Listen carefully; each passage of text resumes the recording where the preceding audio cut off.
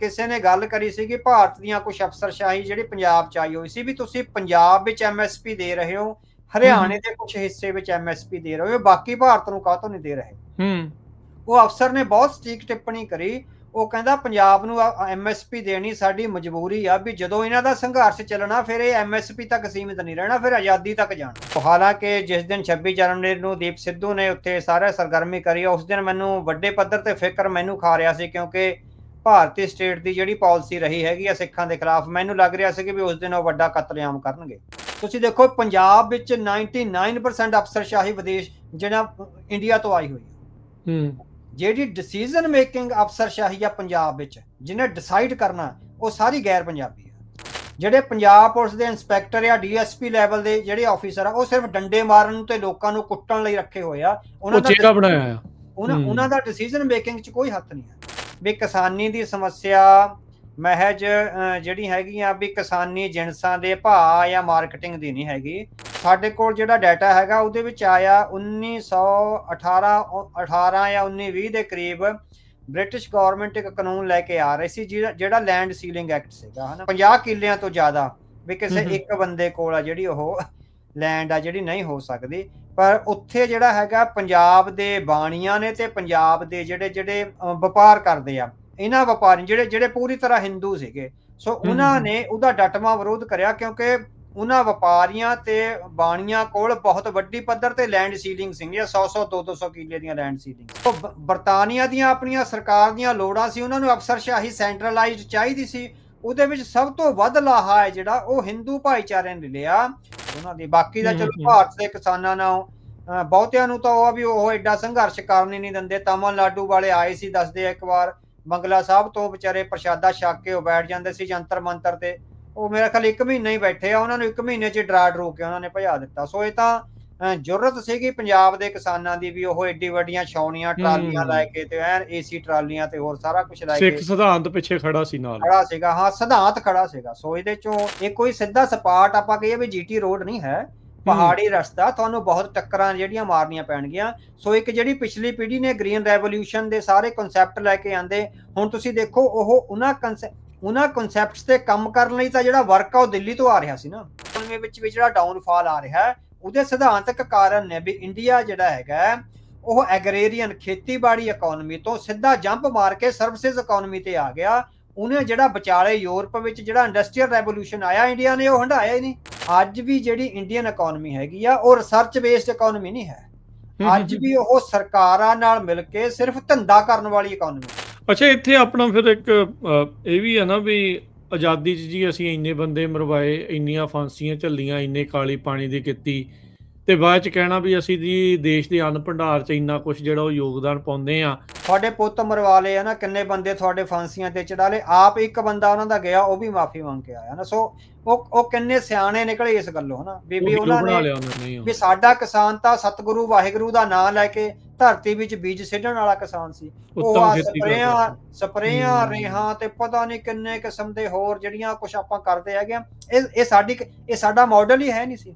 ਇਹ ਜਿਹੜੀਆਂ ਸਟੇਟ ਦੀਆਂ ਬਿਲਡਿੰਗਸ ਦੇ ਵਿੱਚ ਅਫਸਰਸ਼ਾਹੀ ਹੁੰਦੀ ਆ, ਉਹਨਾਂ ਦਾ ਕੀ ਰੋਲ ਹੁੰਦਾ ਇਹ ਸਾਰੇ ਮਾਮਲੇ? ਜੇ ਅਫਸਰਸ਼ਾਹੀ ਸੈਂਟਰਲਾਈਜ਼ਡ ਆ, ਅਫਸਰਸ਼ਾਹੀ ਪੂਰੀ ਤਰ੍ਹਾਂ ਕਮਿਟਡ ਹੈਗੀ ਆ, ਉਹਨੇ ਸਾਰੇ ਸਿਸਟਮ ਨੂੰ ਆਪਣੇ ਕਮਾਂਡ ਹੇਠ ਰੱਖਿਆ ਹੋਇਆ, ਤਾਂ ਮਤਲਬ ਕਿ ਕੋਈ ਵੀ ਧਿਰ ਜਿਹੜੀ ਪੋਲਿਟਿਕਸ ਦੀ ਕਮਜ਼ੋਰੀ ਆ ਉਹਦਾ ਫਾਇਦਾ ਉਠਾ ਕੇ ਆਪਣੀਆਂ ਇਨਰੋਡਸ ਨਹੀਂ ਵਧਾ ਸਕਦੀਆਂ। ਸੋ ਭਾਰਤ ਜਦੋਂ ਆਜ਼ਾਦ ਹੋਇਆ 1947 ਵਿੱਚ, ਉਹਨਾਂ ਨੂੰ ਇੱਕ ਬਣੀ ਬਣਾਈ ਸੈਂਟਰਲਾਈਜ਼ਡ ਕਮਾਂਡ ਅਫਸਰਸ਼ਾਹੀ ਮਿਲ ਗਈ। ਠੀਕ ਹੈ। ਸੋ ਇਹ ਕਹਿੰਦੇ ਹੈਗੇ ਆ ਵੀ ਜਿਹੜੀ ਸੈਂਟਰਲਾਈਜ਼ਡ ਤੇ ਕੰਟਰੋਲਡ ਅਫਸਰਸ਼ਾਹੀ ਆ ਉਹ ਫੌਜੀ ਰਾਜ ਪਲਟੇ ਨਹੀਂ ਹੋਣ ਦਿੰਦੀ। ਸਕਿਜ਼ੋਫਰੇਨੀਆ ਇਹ ਇੱਕ ਬਿਮਾਰੀ ਆ, ਮਾਨਸਿਕ ਬਿਮਾਰੀ ਹੈਗੀ ਹੈ ਨਾ। ਸਕਿਜ਼ੋਫਰੇਨੀਆ ਇੱਕ ਮਾਨਸਿਕ ਬਿਮਾਰੀ ਆ, ਪਰ ਕਹਿੰਦਾ ਇਹ ਸਰਕਾਰਾਂ ਵੱਲੋਂ ਫੈਲਾਈ ਜਾਂਦੀ ਆ ਲੈਂਗੁਏਜ ਦੇ ਤੇ ਕਲਚਰ ਦੇ ਤੇ ਆਇਡੈਂਟੀਟੀ ਦੇ ਸੰਬੰਧ ਵਿੱਚ। ਉਸ ਕੌਮ ਵਿੱਚ ਆਪਣੀ ਬੋਲੀ ਪ੍ਰਤੀ ਉਹ ਗਿਲਾਨੀ ਪੈਦਾ ਹੋ ਜਾਂਦੀ, ਉਹਨੂੰ ਐਂ ਲੱਗਣ ਲੱਗਦਾ ਵੀ ਇਹ ਤਾਂ ਗਵਾਰਾਂ ਦੀ ਭਾਸ਼ਾ। ਤੇ ਇਹ ਭਾਵਨਾ ਹੀ ਨਹੀਂ ਆਉਂਦੀ ਵੀ ਮੈਂ ਲੀਡਰ ਬਹਿਣਾ। ਫਿਰ ਉਹਦੇ ਚੋਂ ਇਹ ਹੁੰਦਾ ਵੀ ਸਾਡੇ ਲਈ ਕਾਜ਼ ਜ਼ਰੂਰੀ ਆ, ਕਾਜ਼ ਲਈ ਚਾਹੇ ਸ਼ਹਾਦਤਾਂ ਹੋ ਜਾਣ ਉਹ ਜ਼ਰੂਰੀ ਹੈਗਾ, ਮੈਨੂੰ ਮੇਰਾ ਨਿੱਜ ਕੁਛ ਨਹੀਂ ਹੈ। ਸੋ ਮਹਾਰਾਜਾ ਰਣਜੀਤ ਸਿੰਘ ਦੇ 40 ਸਾਲਾਂ ਦੇ ਰਾਜ ਦੌਰਾਨ, ਉਹ ਤੋਂ ਪਹਿਲਾਂ ਜਿਹੜਾ ਮਿਸਲਾਂ ਦਾ ਕਾਲ ਹੈਗਾ, ਉਹਦੇ ਵਿੱਚ ਅਸੀਂ ਨੇਸ਼ਨ ਬਿਲਡਿੰਗ ਦਾ ਕਨਸੈਪਟ ਨਹੀਂ ਲੈ ਕੇ ਆ ਸਕੇ।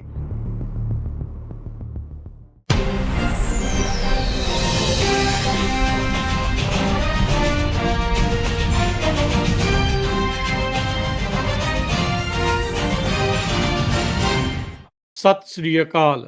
Punjabi radio USA, Punjabi TV USA ਦੇ ਉੱਤੇ ਆਪ ਸਭ ਦਾ ਸਵਾਗਤ ਹੈ। ਮੈਂ ਰਾਜਕਨਵੀਰ ਸਿੰਘ। ਪ੍ਰੋਗਰਾਮ ਦਾ ਪੰਥਕ ਪੈਰਾਡਾਈਮ ਜੀਓਪੋਲਿਟੀਕਲ ਲੈਂਸ ਦੇ ਵਿੱਚ ਆਪ ਸਭ ਦਾ ਸਵਾਗਤ ਹੈ। ਜੁੜ ਚੁੱਕੇ ਨੇ ਮੇਰੇ ਨਾਲ ਉੱਘੇ ਪੱਤਰਕਾਰ ਵਿਸ਼ਲੇਸ਼ਕ ਅਵਤਾਰ ਸਿੰਘ ਜੀ। ਅਵਤਾਰ ਸਿੰਘ ਜੀ, ਜੀ ਆਇਆਂ ਨੂੰ ਸਵਾਗਤ ਹੈ। ਵਾਹਿਗੁਰੂ ਜੀ ਕਾ ਵਾਹਿਗੁਰੂ ਜੀ ਕਾ ਖਾਲਸਾ, ਖਾਲਸਾ, ਵਾਹਿਗੁਰੂ ਜੀ ਕੀ ਵਾਹਿਗੁਰੂ ਜੀ ਕੀ ਫਤਿਹ। ਜਿੱਥੇ ਦੁਨੀਆ ਭਰ ਦੇ ਵਿੱਚ ਜੋ ਜੀਓਪੋਲਿਟੀਕਲੀ ਚੱਲ ਰਿਹਾ ਹੁੰਦਾ ਆ, ਉਸ ਉੱਤੇ ਆਪਾਂ ਨਜ਼ਰ ਮਾਰਦੇ ਹਾਂ। ਉਸ ਦੇ ਨਾਲ ਆਪਣੇ ਦੇਸ਼ ਪੰਜਾਬ ਦੇ ਵਿੱਚ ਜੋ ਕੁਝ ਚੱਲ ਰਿਹਾ ਹੁੰਦਾ ਆ, ਚਾਹੇ ਉਹ ਪੰਥਕ ਗੱਲ ਆ ਜਾਂ ਸਮਾਜਿਕ ਗੱਲ ਆ, ਉਸ ਉੱਤੇ ਵੀ ਆਪਾਂ ਗੱਲਬਾਤ ਕਰਨ ਦੀ ਕੋਸ਼ਿਸ਼ ਕਰਦੇ ਹਾਂ। ਅੱਜ ਗੱਲਬਾਤ ਕਰਾਂਗੇ ਪੰਜਾਬ ਦੀ ਕਿਸਾਨੀ ਦੇ ਬਾਰੇ, ਪੰਜਾਬ ਦੇ ਕਿਸਾਨਾਂ ਦੇ ਬਾਰੇ। ਬੀਤੇ ਦਿਨਾਂ 'ਚ ਅਵਤਾਰ ਸਿੰਘ ਜੀ, ਜੋ ਆਪਾਂ ਦੇਖਿਆ ਵੀ ਕਿਸਾਨਾਂ ਦੇ ਉੱਤੇ ਜਿਹੜਾ ਤਸ਼ੱਦਦ ਹੋਇਆ, ਜੋ ਬਾਰਡਰਾਂ ਦੇ ਉੱਤੇ ਬੈਠੇ ਸੀਗੇ, ਜੋ ਪੰਜਾਬ ਦੀ ਸਰਕਾਰ, ਪੰਜਾਬ ਦੀ ਜੋ ਪੁਲਿਸ ਨੇ ਜੋ ਉਹਨਾਂ ਦੇ ਨਾਲ ਵਰਤਾਰਾ ਜਿਹੜਾ ਉਹ ਕੀਤਾ, ਉਹ ਮੋਦੀ ਵੀ ਨਹੀਂ ਸੀ ਕਰ ਸਕਿਆ ਜਦੋਂ ਉਹ ਇਹ ਕਿਸਾਨ ਉੱਥੇ ਦਿੱਲੀ ਦੀਆਂ ਬਰੂਹਾਂ ਤੇ ਜਾ ਕੇ ਬੈਠੇ ਸੀਗੇ। ਸੋ ਦਿੱਲੀ ਦਾ ਕੰਮ ਪੰਜਾਬ ਦੇ ਕੋਲੋਂ ਕਰਵਾਇਆ ਗਿਆ, ਪੰਜਾਬ ਦੇ ਮੰਤਰੀਆਂ ਦੇ ਕੋਲੋਂ ਕਰਾਇਆ ਗਿਆ, ਪੰਜਾਬ ਦੀ ਪੁਲਿਸ ਦੇ ਕੋਲੋਂ ਕਰਾਇਆ ਗਿਆ। ਇਹ ਸਾਰੇ ਵਰਤਾਰੇ ਨੂੰ ਜੋ ਕਿਸਾਨਾਂ ਦੇ ਉੱਤੇ ਤਸ਼ੱਦਦ ਢਾਇਆ ਗਿਆ ਆ ਪਿਛਲੇ ਦਿਨਾਂ ਦੇ ਵਿੱਚ, ਉਸ ਨੂੰ ਤੁਸੀਂ ਕਿਵੇਂ ਦੇਖਦੇ ਆ? ਹਾਂਜੀ, ਹਾਂਜੀ। ਸੋ ਜਿਹੜਾ ਕਿਸਾਨ ਮੋਰਚਾ 1 ਸਾਲ ਤੋਂ ਜ਼ਿਆਦਾ ਚੱਲਿਆ, ਸੋ ਬਿਲਕੁਲ ਤੁਸੀਂ ਕਿਹਾ ਵੀ ਸਰਕਾਰ ਉਸ ਤੇ ਕਰੈਕਡਾਊਨ ਨਹੀਂ ਸੀ ਕਰ ਸਕੀ, ਕੇਂਦਰ ਸਰਕਾਰ ਨਹੀਂ ਸੀ ਕਰੈਕਡਾਊਨ ਕਰ ਸਕੀ, ਪਰ ਉਹ ਤੰਗ ਬਹੁਤ ਸੀ ਵੀ ਇਹ ਇੱਥੇ ਪਹੁੰਚ ਕਿੱਦਾਂ ਗਏ, ਹਨਾ। ਸੋ ਕਿਉਂ ਹਰਿਆਣੇ ਨੇ ਉਹਨਾਂ ਦੇ ਦਿੱਲੀ ਦੇ ਪਹੁੰਚਣ ਤੱਕ ਉਦੋਂ ਵੀ ਬਹੁਤ ਸਾਰੇ ਅੜਿੱਕੇ ਲਾਏ ਸੀ, ਪਰ ਉਹ ਅੜਿੱਕੇ ਨਾਕਾਫੀ ਰਹੇ। ਸੋ ਉਹ ਤਾਂ ਉਹਨਾਂ ਨੇ ਸਬਕ ਸਿੱਖਿਆ ਤੇ ਇਸ ਵਾਰ ਉਹਨਾਂ ਨੂੰ ਹਰਿਆਣਾ ਹੀ ਨਹੀਂ ਉਹਨਾਂ ਨੇ ਵੜਨ ਦਿੱਤਾ ਗਿਆ, ਸੋ ਉੱਥੇ ਪੰਜਾਬ 'ਚ ਹੀ ਰਹਿਣਾ ਪਿਆ, ਹਨਾ। ਸੋ ਹਾਲਾਂਕਿ ਜਿਸ ਦਿਨ 26 ਜਨਵਰੀ ਨੂੰ ਦੀਪ ਸਿੱਧੂ ਨੇ ਉੱਥੇ ਸਾਰੇ ਸਰਗਰਮੀ ਕਰੀ, ਉਸ ਦਿਨ ਮੈਨੂੰ ਵੱਡੇ ਪੱਧਰ ਤੇ ਫਿਕਰ ਮੈਨੂੰ ਖਾ ਰਿਹਾ ਸੀ, ਕਿਉਂਕਿ ਭਾਰਤੀ ਸਟੇਟ ਦੀ ਜਿਹੜੀ ਪਾਲਿਸੀ ਰਹੀ ਹੈਗੀ ਆ ਸਿੱਖਾਂ ਦੇ ਖਿਲਾਫ, ਮੈਨੂੰ ਲੱਗ ਰਿਹਾ ਸੀ ਕਿ ਵੀ ਉਸ ਦਿਨ ਉਹ ਵੱਡਾ ਕਤਲੇਆਮ ਕਰਨਗੇ, ਵੀ ਉਹ ਗੋਲੀ ਚੱਲ ਸਕਦੀ ਹੈ, 100-150 ਬੰਦਾ ਉਹ ਮਾਰ ਸਕਦੇ ਆ। ਸੋ ਮੈਨੂੰ ਲਗਾਤਾਰ ਜਦ ਤੱਕ ਸ਼ਾਮ ਤੱਕ ਉਹ ਸਾਰਾ ਕੁਝ ਖਤਮ ਨਹੀਂ ਹੋ ਗਿਆ, ਮੈਂ ਇਸ ਫਿਕਰ ਵਿੱਚ ਰਿਹਾ ਵੀ ਉਹ ਕਤਲੋਗਾਰਤਾ ਜਿਹੜੀ ਹੋ ਸਕਦੀ ਹੈ ਸਿੱਖ ਨੌਜਵਾਨਾਂ ਦਾ ਕਤਲ, ਕਿਉਂਕਿ ਇਸ ਤਰ੍ਹਾਂ ਉਹਨਾਂ ਦੇ ਇਲਾਕੇ ਵਿੱਚ ਘਿਰੇ ਹੋਏ ਨੌਜਵਾਨਾਂ ਨੂੰ ਕਤਲ ਕਰਨਾ ਉਹਨਾਂ ਲਈ ਬਹੁਤ, ਜਿਸ ਤਰ੍ਹਾਂ ਇੱਕ ਤਾਂ ਖੁਸ਼ੀ ਵਾਲੀ ਗੱਲ ਹੋਣੀ ਸੀ, ਤੇ ਦੂਜਾ ਇਹ ਸੀਗਾ ਵੀ ਸਬਕ ਸਿਖਾਉਣ ਦੀ ਜਿਹੜੀ ਨੀਤੀ ਆ ਉਹ ਸਾਰੀ ਹੋਣੀ ਸੀਗੀ। ਪਰ ਠੀਕ ਰਿਹਾ, ਉਹਨਾਂ ਨੇ ਸਿਆਣਪ ਕਰੀ ਵੀ ਨਹੀਂ ਪੰਗਾ ਲਿਆ ਵੀ ਉਹ ਉਸ ਤਰ੍ਹਾਂ ਨਾਲ। ਪਰ ਹੁਣ ਜਿਹੜਾ ਪੰਜਾਬ ਵਿੱਚ ਉਹਨਾਂ ਨੇ ਕਰਵਾਇਆ, ਸੋ ਪੰਜਾਬ ਸਰਕਾਰ ਨੇ ਆਪਣੇ ਤੌਰ ਤੇ ਨਹੀਂ ਕਰਿਆ, ਸੈਂਟਰ ਦੀ ਸਹਿਮਤੀ ਨਾਲ ਆ ਜਿਹੜਾ ਹੋਇਆ। ਸੋ ਇਹਦੇ ਚੋਂ ਹੁਣ ਲੱਗ ਗਿਆ, ਤੁਸੀਂ ਜਿਸ ਦਿਨ ਦੇਖੋ, ਜਿਸ ਦਿਨ ਇਹਨਾਂ ਨੇ ਮੋਰਚਾ ਲਾਇਆ ਸੀ, ਉਹਨਾਂ ਦਿਨਾਂ ਵਿੱਚ ਕਿਸ ਤਰ੍ਹਾਂ ਡਰੋਨ ਰਾਹੀਂ ਅਟੈਕ ਕੀਤਾ ਗਿਆ, ਹਨਾ, ਪੰਜਾਬ ਦੇ ਕਿਸਾਨਾਂ ਤੇ, ਸਿੱਖ ਕਿਸਾਨਾਂ ਤੇ, ਹਨਾ, ਸਿੱਖ ਕਿਸਾਨੀ ਹੋਈਆਂ। ਸੋ ਡਰੋਨ ਨਾਲ ਅਟੈਕ ਕਰਨਾ, ਐਡੀਆਂ ਕੰਕਰੀਟ ਦੀਆਂ ਕੰਧਾਂ ਤੇ ਉਹ ਵੱਡੇ ਵੱਡੇ ਕੰਟੇਨਰ ਰੇਤੇ ਦੇ ਭਰ ਕੇ ਖੜੇ ਕਰ ਦੇਣੇ, ਹਨਾ। ਸੋ ਇੱਕ ਤਰ੍ਹਾਂ ਨਾਲ ਉਹਨਾਂ ਨੇ ਬਾਰਡਰ ਡੀਮਾਰਕ ਕਰ ਲਿਆ ਸੀਗਾ। ਸੋ ਕਿਸਾਨੀ ਦੀ ਸਮੱਸਿਆ ਨੂੰ ਇੱਥੋਂ ਹੀ ਸਮਝਣ ਦੀ ਲੋੜ ਹੈਗੀ ਆ, ਹਨਾ, ਵੀ ਕਿਸਾਨੀ ਦੀ ਸਮੱਸਿਆ ਮਹਿਜ ਜਿਹੜੀ ਹੈਗੀ ਆ ਵੀ ਕਿਸਾਨੀ ਜਿਣਸਾਂ ਦੇ ਭਾਅ ਜਾਂ ਮਾਰਕੀਟਿੰਗ ਦੀ ਨਹੀਂ ਹੈਗੀ। ਖਾਸ ਕਰਕੇ ਸਿੱਖ ਕਿਸਾਨੀ ਦੀ ਸਮੱਸਿਆ ਜਿਹੜੀ ਉਹ ਇੱਕ ਕਲੋਨੀਅਲਾਈਜ਼ਰ ਦੀ ਆ, ਤੇ ਜਿਹੜੀ ਉਸ ਕਲੋਨੀ ਵਿੱਚ ਰਹਿ ਰਹੇ ਲੋਕ ਆ, ਬਸਤੀ ਵਿੱਚ ਰਹਿ ਰਹੇ ਲੋਕ ਆ, ਉਹਨਾਂ ਨਾਲ ਜਿਹੜੀ ਟ੍ਰੀਟਮੈਂਟ ਕਰਨੀ ਆ, ਹਨਾ, ਵੀ ਬਸਤੀ ਦੇ ਮਾਲਕ ਨੇ ਇੱਕ ਬਸਤੀ ਨਾਲ ਜਿਹੜੀ ਟ੍ਰੀਟਮੈਂਟ ਕੀਤੀ ਜਾਣੀ ਹੈਗੀ ਆ, ਸੋ ਉਹਦੀ ਜਿਹੜੀ ਹੈਗੀ ਆ ਇਹ ਸਮੱਸਿਆ ਹੈਗੀ ਆ। ਸੋ ਪੰਜਾਬ ਨੂੰ ਇੱਕ ਬਸਤੀ ਸਮਝਿਆ ਜਾ ਰਿਹਾ ਹੈਗਾ। ਸੋ ਜਿਸ ਤਰ੍ਹਾਂ ਦੇ ਕਾਨੂੰਨ ਆ, ਜਿਸ ਤਰ੍ਹਾਂ ਦੀ ਨੀਤੀ ਆ ਜਿਹੜੀ ਉਹ ਜਿਸ ਤਰ੍ਹਾਂ ਦੀ ਇੱਕ ਤਰ੍ਹਾਂ ਨਾਲ ਪੁਲਿਸ ਦਾ, ਪ੍ਰਸ਼ਾਸਨ ਦਾ, ਅਦਾਲਤੀ ਢਾਂਚੇ ਦਾ, ਹੁਣ ਤੁਸੀਂ ਦੇਖੋ ਸੁਪਰੀਮ ਕੋਰਟ ਕੋਲ 1 ਸਾਲ ਤੱਕ ਰਿਟ ਲਟਕਦੀ ਰਹੀ, ਉਹ ਤਰੀਕਾਂ ਤੇ ਤਰੀਕਾਂ ਪਾਉਂਦੇ ਰਹੇ। Punjab and Haryana high court ਨੇ ਇੱਕਦਮ ਕਹਿ ਦਿੱਤਾ ਸੀ ਵੀ ਰਸਤਾ ਖੋਲਿਆ ਜਾਵੇ, ਹਾਂਜੀ, ਪਰ ਸੁਪਰੀਮ ਕੋਰਟ ਨੇ ਇੱਕ ਮੌਕੇ ਤੇ ਵੀ ਨਹੀਂ ਕਿਹਾ ਵੀ ਹਰਿਆਣਾ ਸਰਕਾਰ ਰਸਤਾ ਖੋਲੇ, ਉਹ ਕਿਸਾਨਾਂ ਨੂੰ ਇਹ ਦੋਸ਼ੀ ਠਹਿਰਾਉਂਦੀ ਰਹੀ। ਆਹ ਕਮੇਟੀ ਬਣਾ ਦਿਓ, ਉਹ ਕਮੇਟੀ ਬਣਾ ਦਿਓ, ਕਿਸਾਨਾਂ ਨਾਲ ਗੱਲ ਕਰੋ। ਸੋ ਉਹ ਲਗਾਤਾਰ ਕੇਂਦਰ ਸਰਕਾਰ ਨੂੰ ਹਮਲਾ ਕਰਨ ਦਾ ਜਿਹੜਾ ਹੈਗਾ ਉਹ ਮੌਕਾ ਦਿੰਦੀ ਰਹੀ। ਸੋ ਇਟ ਮੀਨਸ ਉਹ ਸਮੁੱਚਾ ਸਿਸਟਮ ਆ ਜਿਹੜਾ, ਚਾਹੇ ਉਹਦੇ ਚ ਪੋਲੀਟੀਸ਼ੀਅਨਸ ਆ, ਪ੍ਰਧਾਨ ਮੰਤਰੀ ਤੋਂ ਲੈ ਕੇ ਅਮਿਤ ਸ਼ਾਹ ਤੱਕ, ਜਾਂ ਹਰਿਆਣੇ ਦਾ ਚੀਫ ਮਿਨਿਸਟਰ ਆ ਉਹਦੀ ਸਾਰੀ ਪੁਲਿਸ ਹੈਗੀ ਆ, ਜਾਂ ਪੰਜਾਬ ਦਾ ਜਿਹੜਾ ਚੀਫ ਮਿਨਿਸਟਰ ਆ ਉਹਦਾ ਪ੍ਰਸ਼ਾਸਨ ਹੈਗਾ। ਸੋ ਇੱਕ ਪੂਰੀ ਲੜੀ ਵਿੱਚ, ਤੇ ਇਹਦੇ ਨਾਲ ਹੀ ਸੁਪਰੀਮ ਕੋਰਟ ਹੈਗੀ ਆ। ਸੋ ਸਿੱਖਾਂ ਨੂੰ ਇੱਕ ਕਾਲੋਨੀ ਵਿੱਚ ਰਹਿਣ ਵਾਲੇ ਸਬਜੈਕਟ ਦੇ ਤੌਰ ਤੇ ਜਿਹੜਾ ਦੇਖਿਆ ਜਾ ਰਿਹਾ ਪੰਜਾਬ ਦੇ ਕਿਸਾਨ ਨੂੰ ਤੇ ਸਿੱਖਾਂ ਨੂੰ। ਸੋ ਇਹ ਮਸਲਾ ਜਸਟ ਜਿਹੜਾ ਹੈਗਾ ਕਿਸਾਨੀ ਦੀਆਂ ਜਿਣਸਾਂ ਤੱਕ ਸੀਮਿਤ ਨਹੀਂ ਹੈਗਾ। ਇਹ ਵਾਕਈ ਦੀਪ ਸਿੱਧੂ ਨੇ ਕਿਹਾ ਸੀ ਜਿਹੜੀ ਹੋਂਦ ਦੀ ਲੜਾਈ ਹੈਗੀ ਹੈ ਨਾ, ਇਹ ਹੋਂਦ ਦੀ ਲੜਾਈ ਨਾਲ ਸੰਬੰਧਿਤ ਮੁੱਦਾ ਹੈਗਾ। ਇੱਕ ਬਸਤੀ ਵਿੱਚ ਰਹਿ ਰਹੇ ਲੋਕਾਂ ਨੇ ਉਸ ਬਸਤੀ ਦੇ ਕਾਨੂੰਨਾਂ ਨੂੰ ਤੋੜ ਕੇ ਕਿੱਦਾਂ ਆਪਣੀ ਜਿਹੜੀ ਹੈਗੀ ਆ ਆਪਣੀ ਪੋਲਿਟਿਕਸ, ਆਪਣੀ ਇਕਨੋਮੀ ਤੇ ਆਪਣਾ ਜਿਹੜਾ ਇਕਨੋਮਿਕ ਸਟਰਕਚਰ ਆ ਉਹ ਕਿੱਦਾਂ ਖੜਾ ਕਰਨਾ ਹੈਗਾ। ਸੋ ਇਹ ਮਸਲਾ ਜਿਹੜਾ ਸੰਘਰਸ਼ ਹੈ ਇਸ ਦੁਆਲੇ ਕੇਂਦਰਿਤ ਹੋਇਆ। ਇਹਨੂੰ ਮਹਿਜ਼ ਹਲਕਾ ਜਿਹਾ ਵੀ ਕੇਂਦਰੀਕਰਨ ਦੀ ਜਾਂ ਡੈਮੋਕ੍ਰੈਟਿਕ ਸੈਟਅਪ ਵਿੱਚ ਰਹਿ ਰਹੇ ਲੋਕਾਂ ਦੀ ਸਮੱਸਿਆ ਨਾ ਸਮਝਿਆ ਜਾਵੇ। ਇੱਕ ਬਸਤੀ ਵਿੱਚ ਰਹਿ ਰਹੇ ਉਹਨਾਂ ਲੋਕਾਂ ਦੀ ਸਮੱਸਿਆ ਹੈ ਇਹ, ਜਿਹਦੇ ਤੇ ਬਹੁਤ ਪਾਵਰਫੁਲ ਜਿਹੜੀਆਂ ਫੌਜਾਂ ਵਾਲੀ ਬਸਤੀ ਆ, ਪਾਵਰਫੁਲ ਅਫਸਰਸ਼ਾਹੀ ਵਾਲੀ, ਪਾਵਰਫੁਲ ਜੁਡੀਸ਼ੀਅਰੀ ਵਾਲੀ ਜਿਹੜੀ ਬਸਤੀ ਹੈਗੀ ਆ ਉਹ ਤੁਹਾਨੂੰ ਟਾਰਗੇਟ ਕਰ ਰਹੀ ਹੈ। ਤੇ ਉਸ ਸੰਦਰਭ ਵਿੱਚ ਹੀ ਸਾਰਾ ਜਿਹੜਾ ਕਿਸਾਨਾਂ ਨੂੰ ਆਪਣੀ ਰਣਨੀਤੀ ਆ ਉਹ ਲਿਖਣੀ ਚਾਹੀਦੀ ਹੈ। ਸੋ ਜਿੱਦਾਂ ਤੁਸੀਂ ਕਹਿ ਰਹੇ ਆ ਵੀ ਜਿਹੜਾ ਕਲੋਨੀਅਲਿਜ਼ਮ ਆ, ਬਸਤੀਵਾਦ ਆ, ਜੋ ਆਪਾਂ ਬ੍ਰਿਟਿਸ਼ ਸਾਮਰਾਜ ਦੇ ਵਿੱਚ ਕਿਸੇ ਟਾਈਮ ਤੇ ਦੇਖਦੇ ਸੀ, ਤੁਹਾਨੂੰ ਲੱਗਦਾ ਹੈ ਵੀ ਕੇਂਦਰ ਦੀ ਸਰਕਾਰ ਪੰਜਾਬ ਦੇ ਨਾਲ ਉਸੇ ਤਰੀਕੇ ਦਾ ਹੀ ਵਤੀਰਾ ਕਰ ਰਹੀ ਹੈ? ਹਾਂਜੀ ਹਾਂਜੀ, ਬਿਲਕੁਲ ਬਿਲਕੁਲ। ਸੋ ਬ੍ਰਿਟਿਸ਼ ਕਲੋਨੀਅਲਿਜ਼ਮ ਵਿੱਚ ਤਾਂ ਸੀਗਾ ਵੀ ਉਹ ਬਹੁਤ ਵਾਰੀ ਕਿਸਾਨਾਂ ਦੇ, ਖਾਸ ਕਰਕੇ ਪੰਜਾਬ ਦੇ ਕਿਸਾਨਾਂ ਦੇ ਹੱਕ ਵਿੱਚ ਨਾ ਲਗਾਤਾਰ ਜਿਹੜੇ ਆਉਂਦੇ ਰਹੇ ਹੈਗੇ ਆ। ਸਾਡੇ ਕੋਲ ਜਿਹੜਾ ਡਾਟਾ ਹੈਗਾ ਉਹਦੇ ਵਿੱਚ ਆਇਆ 1918 ਜਾਂ 1920 ਦੇ ਕਰੀਬ ਬ੍ਰਿਟਿਸ਼ ਗਵਰਨਮੈਂਟ ਇੱਕ ਕਾਨੂੰਨ ਲੈ ਕੇ ਆ ਰਹੀ ਸੀ ਜਿਹੜਾ ਲੈਂਡ ਸੀਲਿੰਗ ਐਕਟ ਸੀਗਾ, ਹਨਾ। ਸੋ ਲੈਂਡ ਸੀਲਿੰਗ ਐਕਟ ਵਿੱਚ ਇਹ ਸੀਗਾ ਵੀ 50 ਕਿੱਲਿਆਂ ਤੋਂ ਜ਼ਿਆਦਾ ਵੀ ਕਿਸੇ ਇੱਕ ਬੰਦੇ ਕੋਲ ਆ ਜਿਹੜੀ ਉਹ ਲੈਂਡ ਆ ਜਿਹੜੀ ਨਹੀਂ ਹੋ ਸਕਦੀ। ਪਰ ਉੱਥੇ ਜਿਹੜਾ ਹੈਗਾ ਪੰਜਾਬ ਦੇ ਬਾਣੀਆਂ ਨੇ ਤੇ ਪੰਜਾਬ ਦੇ ਜਿਹੜੇ ਸੋ ਕਾਲਡ ਸੀਗੇ ਵੀ ਵਪਾਰ ਕਰਦੇ ਆ, ਇਹਨਾਂ ਵਪਾਰੀ ਜਿਹੜੇ ਪੂਰੀ ਤਰ੍ਹਾਂ ਹਿੰਦੂ ਸੀਗੇ। ਸੋ ਉਹਨਾਂ ਨੇ ਉਹਦਾ ਡਟਵਾਂ ਵਿਰੋਧ ਕਰਿਆ, ਕਿਉਂਕਿ ਉਹਨਾਂ ਵਪਾਰੀਆਂ ਤੇ ਬਾਣੀਆਂ ਕੋਲ ਬਹੁਤ ਵੱਡੀ ਪੱਧਰ ਤੇ ਲੈਂਡ ਸੀਲਿੰਗ ਸੀਗੀਆਂ, 100 200 ਕਿੱਲੇ ਦੀਆਂ ਲੈਂਡ ਸੀਲਿੰਗ ਸੀਗੀਆਂ। ਸੋ ਉਹ ਬ੍ਰਿਟਿਸ਼ ਗਵਰਨਮੈਂਟ ਉਹ ਮੋਨੋਪੋਲੀ ਤੋੜਨਾ ਚਾਹੁੰਦੀ ਸੀ ਤਾਂ ਕਿ ਜਿਹੜੀ ਕਿਸਾਨੀ ਦੇ ਹਿੱਤ ਨੇ ਉਹ ਸੁਰੱਖਿਅਤ ਰਹਿ ਸਕਣ। ਕਿਸਾਨ ਨੂੰ ਕਿਸੇ ਵੀ ਤਰ੍ਹਾਂ, ਜਿਸ ਤਰ੍ਹਾਂ ਵੀ ਕੋਈ ਜਿਹੜੇ ਵੱਡੀਆਂ ਜੋਤਾਂ ਵਾਲੇ ਲੋਕ ਨੇ ਉਹ ਛੋਟੇ ਕਿਸਾਨ ਨੂੰ ਤਬਾਹ ਨਾ ਕਰ ਦੇਣ। ਸੋ ਬਿੱਲ ਲੈ ਕੇ ਆਉਣ ਸੀ, ਉਹਦਾ ਡਟਵਾਂ ਵਿਰੋਧ ਪੰਜਾਬ ਦੇ ਜਿਹੜੇ ਵਪਾਰੀ ਵਰਗ ਆ ਜਿਹੜਾ ਬਹੁ ਗਿਣਤੀ ਵਿੱਚ ਹਿੰਦੂ ਸੀ ਉਹਨੇ ਕਰਿਆ। ਸੋ ਜਿਹੜੇ ਬ੍ਰਿਟਿਸ਼ ਕਲੋਨੀਅਲ ਮਾਸਟਰ ਸੀ, ਕਿਉਂਕਿ ਉਹਨਾਂ ਦੀਆਂ ਆਪਣੀਆਂ ਵੀ ਲੋੜਾਂ ਸੀ, ਫਿਰ ਸਾਰਾ ਆ ਨਹਿਰੀ ਪਾਣੀ ਦਾ ਸਟਰਕਚਰ ਆ, ਹੋਰ ਬਹੁਤ ਸਾਰਾ ਉਹਨਾਂ ਨੇ ਪ੍ਰੋ ਕਿਸਾਨ ਆ ਜਿਹੜਾ ਕਰਿਆ ਹੈਗਾ। ਸੋ ਈਵਨ ਤੁਸੀਂ ਦੇਖੋ ਜਿਹੜੇ ਕਿਸਾਨਾਂ ਨਾਲ ਗੱਲਬਾਤ ਕਰਨ ਲਈ ਵੀ ਬੰਦੇ ਉਦੋਂ ਬ੍ਰਿਟਿਸ਼ ਗਵਰਨਮੈਂਟ ਕੋਲ ਗਏ, ਉਹਦੇ ਵਿੱਚ ਬਹੁਤੇ ਵਪਾਰੀ ਸੀ। ਕਿਸਾਨਾਂ ਵਾਲੇ ਮਾਮਲੇ ਵਿੱਚ ਉਹਨਾਂ ਨੇ ਇੱਕ ਭਗਤ ਸਿੰਘ ਦੇ ਚਾਚੇ ਨੂੰ ਆਪਣੇ ਨਾਲ ਲਾ ਲਿਆ ਸੀ, ਉਹਨੂੰ ਕਿਸਾਨਾਂ ਦਾ ਚਿਹਰਾ ਬਣਾ ਲਿਆ ਸੀਗਾ। ਠੀਕ ਹੈ। ਪਰ ਉਹਦੇ ਵਿੱਚ ਨੀਤੀ ਆ ਜਿਹੜੀ ਸਾਰੀ ਉਹ ਵਪਾਰੀ ਵਰਗ ਦੀ ਹੋਈ ਆ, ਜਿਹੜਾ ਮੂਲ ਰੂਪ ਵਿੱਚ ਹਿੰਦੂ ਸੀਗਾ। ਸੋ ਉਹਦੇ ਚੋਂ ਹੈਗਾ ਆਪਾਂ ਬ੍ਰਿਟਿਸ਼ ਕਲੋਨੀਅਲਵਾਦ ਨੂੰ ਤਾਂ ਬ੍ਰਿਟਿਸ਼ ਬਸਤੀਵਾਦ ਬਾਰੇ ਤਾਂ ਬਹੁਤ ਸਾਰੀ ਰਿਸਰਚ ਆ ਸਾਡੇ ਪੰਜਾਬ ਵਿੱਚ ਜਾਂ ਇੰਡੀਆ ਵਿੱਚ ਆ ਜਿਹੜੀ ਹੋ ਰਹੀ ਹੈਗੀ ਆ, ਪਰ ਹਿੰਦੂ ਕਲੋਨੀਅਲਿਜ਼ਮ ਬਾਰੇ ਬਹੁਤ ਘੱਟ ਰਿਸਰਚ ਹੋ ਰਹੀ ਹੈਗੀ ਆ। ਬ੍ਰਿਟਿਸ਼ ਕਲੋਨੀਅਲਿਜ਼ਮ ਨੇ ਜਿਹੜੇ ਸਟੈਪ ਲਏ ਸਾਡੇ ਖਿਲਾਫ, ਬ੍ਰਿਟਿਸ਼ ਬਸਤੀਵਾਦੀਆਂ ਨੇ ਭਾਰਤੀਆਂ ਖਿਲਾਫ, ਖਾਸ ਕਰਕੇ ਸਿੱਖਾਂ ਖਿਲਾਫ ਜਿਹੜੇ ਸਟੈਪ ਲਏ, ਹੁਣ ਆਪਾਂ ਇਹ ਕਹੇ ਵੀ ਉਹਨਾਂ ਨੇ ਸਟੈਪ ਲੈ ਲਏ ਉਹ ਦੁਸ਼ਮਣ ਨਹੀਂ, ਉਹਨਾਂ ਨੂੰ ਸਟੈਪ ਲੈਣ ਲਈ ਮਜਬੂਰ ਕਿਹਨੇ ਕਰਿਆ? ਬਿਹਾਈਂਡ ਦੀ ਫੋਰਸ ਕਿਹੜੀ ਸੀਨਰੀ ਸੀ? ਜਿਹੜੀ ਅਫਸਰਸ਼ਾਹੀ ਸੀ ਉਹ ਵੱਡੀ ਪੱਧਰ ਤੇ ਹਿੰਦੂ ਅਫਸਰਸ਼ਾਹੀ ਸੀ, ਹਨਾ। ਸੋ ਬਰਤਾਨੀਆ ਦੀਆਂ ਆਪਣੀਆਂ ਸਰਕਾਰ ਦੀਆਂ ਲੋੜਾਂ ਸੀ, ਉਹਨਾਂ ਨੂੰ ਅਫਸਰਸ਼ਾਹੀ ਸੈਂਟਰਲਾਈਜ਼ਡ ਚਾਹੀਦੀ ਸੀ। ਉਹਦੇ ਵਿੱਚ ਸਭ ਤੋਂ ਵੱਧ ਲਾਹਾ ਹੈ ਜਿਹੜਾ ਉਹ ਹਿੰਦੂ ਭਾਈਚਾਰੇ ਨੇ ਲਿਆ। ਉਹਨਾਂ ਦੇ ਸਭ ਤੋਂ ਅਲੀਟ ਆ ਜਿਹੜਾ ਸਭ ਤੋਂ ਜ਼ਿਆਦਾ ਜਿੱਦਾਂ ਹੈਗਾ ਘੱਟੋ ਘੱਟ 70% ਤੱਕ ਤਾਂ ਅਫਸਰਸ਼ਾਹੀ ਸੀ ਜਿਹੜੀ ਹਿੰਦੂ ਭਾਈਚਾਰੇ ਚੋਂ ਆਉਂਦੀ ਸੀ। ਸੋ ਉਹਨਾਂ ਨੇ ਜਿਹੜੀਆਂ ਇਨਪੁਟਸ ਦਿੱਤੀਆਂ ਉਹ ਇਨਪੁਟਸ ਸਿੱਖਾਂ ਦੇ ਖਿਲਾਫ ਸੀਗੀਆਂ, ਪਰ ਹਿੰਦੂ ਭਾਈਚਾਰੇ ਦੇ ਜਿਹੜੇ ਹਿੱਤ ਸੀ ਉਹਨਾਂ ਦੇ ਹਿੱਤਾਂ ਵਿੱਚ ਸੀ। ਸੋ ਬ੍ਰਿਟਿਸ਼ ਨੇ ਉਹਨਾਂ ਆਪਣੀ ਅਫਸਰਸ਼ਾਹੀ ਦੀ ਜਿਹੜੀ ਇੰਟੈਲੀਜੈਂਸ ਰਿਪੋਰਟ ਆਈ ਉਹਦੇ ਆਧਾਰ ਤੇ ਕਾਰਵਾਈ ਕਰਦੇ ਆ, ਜਿਹੜੀ ਸਿੱਖਾਂ ਦੇ ਖਿਲਾਫ ਜਾਂ ਕਿਸਾਨਾਂ ਦੇ ਖਿਲਾਫ ਜਿੰਨਾ ਕੁ ਵੀ ਹੋਇਆ ਉਹ ਕਰਿਆ। ਸੋ ਸਾਨੂੰ ਬ੍ਰਿਟਿਸ਼ ਬਸਤੀਵਾਦ ਦੇ ਖਿਲਾਫ ਨਹੀਂ ਬੋਲਦੇ ਰਹਿਣਾ ਚਾਹੀਦਾ।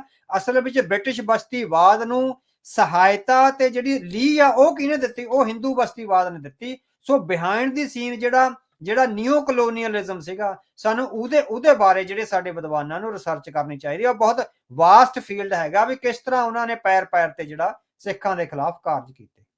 ਤੁਹਾਨੂੰ ਲੱਗਦਾ ਹੈ ਵੀ ਉਹੀ ਚੀਜ਼ ਪਹਿਲਾਂ ਵਿਚਾਲੇ ਬ੍ਰਿਟਿਸ਼ ਸੀਗੇ ਤੇ ਹੁਣ ਉਹ ਵਿਚਾਲੇ ਵਾਲਾ ਪਰਦਾ ਹਟ ਗਿਆ ਆ, ਚੀਜ਼ ਉਹੀ ਚੱਲ ਰਹੀ ਹੈ?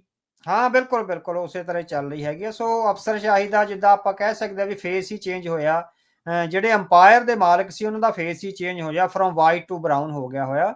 ਪਰ ਉਹ ਉਸੇ ਤਰ੍ਹਾਂ ਹੀ ਚੱਲ ਰਿਹਾ, ਨੀਤੀਆਂ ਨੇ ਜਿਹੜੀਆਂ ਉਹੀ ਚੱਲਦੀਆਂ ਵੀ ਖਾਸ ਕਰਕੇ ਪੰਜਾਬ ਬਾਰੇ ਨੀਤੀ ਹੈ ਜਿਹੜੀ ਨਾ ਅਸੀਂ ਉਹਨਾਂ ਦੀ। ਬਾਕੀ ਦਾ ਚਲੋ ਭਾਰਤ ਦੇ ਕਿਸਾਨਾਂ ਨਾਲ ਬਹੁਤਿਆਂ ਨੂੰ ਤਾਂ ਉਹ ਆ ਵੀ ਉਹ ਐਡਾ ਸੰਘਰਸ਼ ਕਰਨ ਹੀ ਨਹੀਂ ਦਿੰਦੇ। ਤਮਿਲਨਾਡੂ ਵਾਲੇ ਆਏ ਸੀ, ਦੱਸਦੇ ਆ, ਇੱਕ ਵਾਰ ਬੰਗਲਾ ਸਾਹਿਬ ਤੋਂ ਵਿਚਾਰੇ ਪ੍ਰਸ਼ਾਦਾ ਛਕ ਕੇ ਉਹ ਬੈਠ ਜਾਂਦੇ ਸੀ ਜੰਤਰ ਮੰਤਰ ਤੇ, ਉਹ ਮੇਰਾ ਖਿਆਲ 1 ਮਹੀਨਾ ਹੀ ਬੈਠੇ ਆ, ਉਹਨਾਂ ਨੂੰ 1 ਮਹੀਨੇ 'ਚ ਡਰਾ ਡਰੂ ਕੇ ਉਹਨਾਂ ਨੇ ਭਜਾ ਦਿੱਤਾ। ਸੋ ਇਹ ਤਾਂ ਜ਼ਰੂਰਤ ਸੀਗੀ ਪੰਜਾਬ ਦੇ ਕਿਸਾਨਾਂ ਦੀ ਵੀ ਉਹ ਏਡੀ ਵੱਡੀਆਂ ਛਾਉਣੀਆਂ ਟਰਾਲੀਆਂ ਲੈ ਕੇ ਤੇ ਐਨ ਏਸੀ ਟਰਾਲੀਆਂ ਤੇ ਹੋਰ ਸਾਰਾ ਕੁਝ ਲੈ ਕੇ, ਸਿੱਖ ਸਿਧਾਂਤ ਪਿੱਛੇ ਖੜਾ ਸੀ ਨਾਲ, ਖੜਾ ਸੀਗਾ। ਹਾਂ, ਸਿਧਾਂਤ ਖੜਾ ਸੀਗਾ। ਸੋ ਇਹਦੇ ਚੋਂ ਜਿਹੜੀ ਵੱਡੀ ਗੱਲ ਹੈ, ਸਿਧਾਂਤ ਖੜਾ ਸੀ। ਇਸੇ ਸਿਧਾਂਤ ਤੋਂ ਡਰਦੇ ਮਾਰੀ ਆਪਾਂ ਕਹਿ ਸਕਦੇ ਵੀ ਡੀਮਾਰਕੇਸ਼ਨ ਹੈਗੀ ਆ।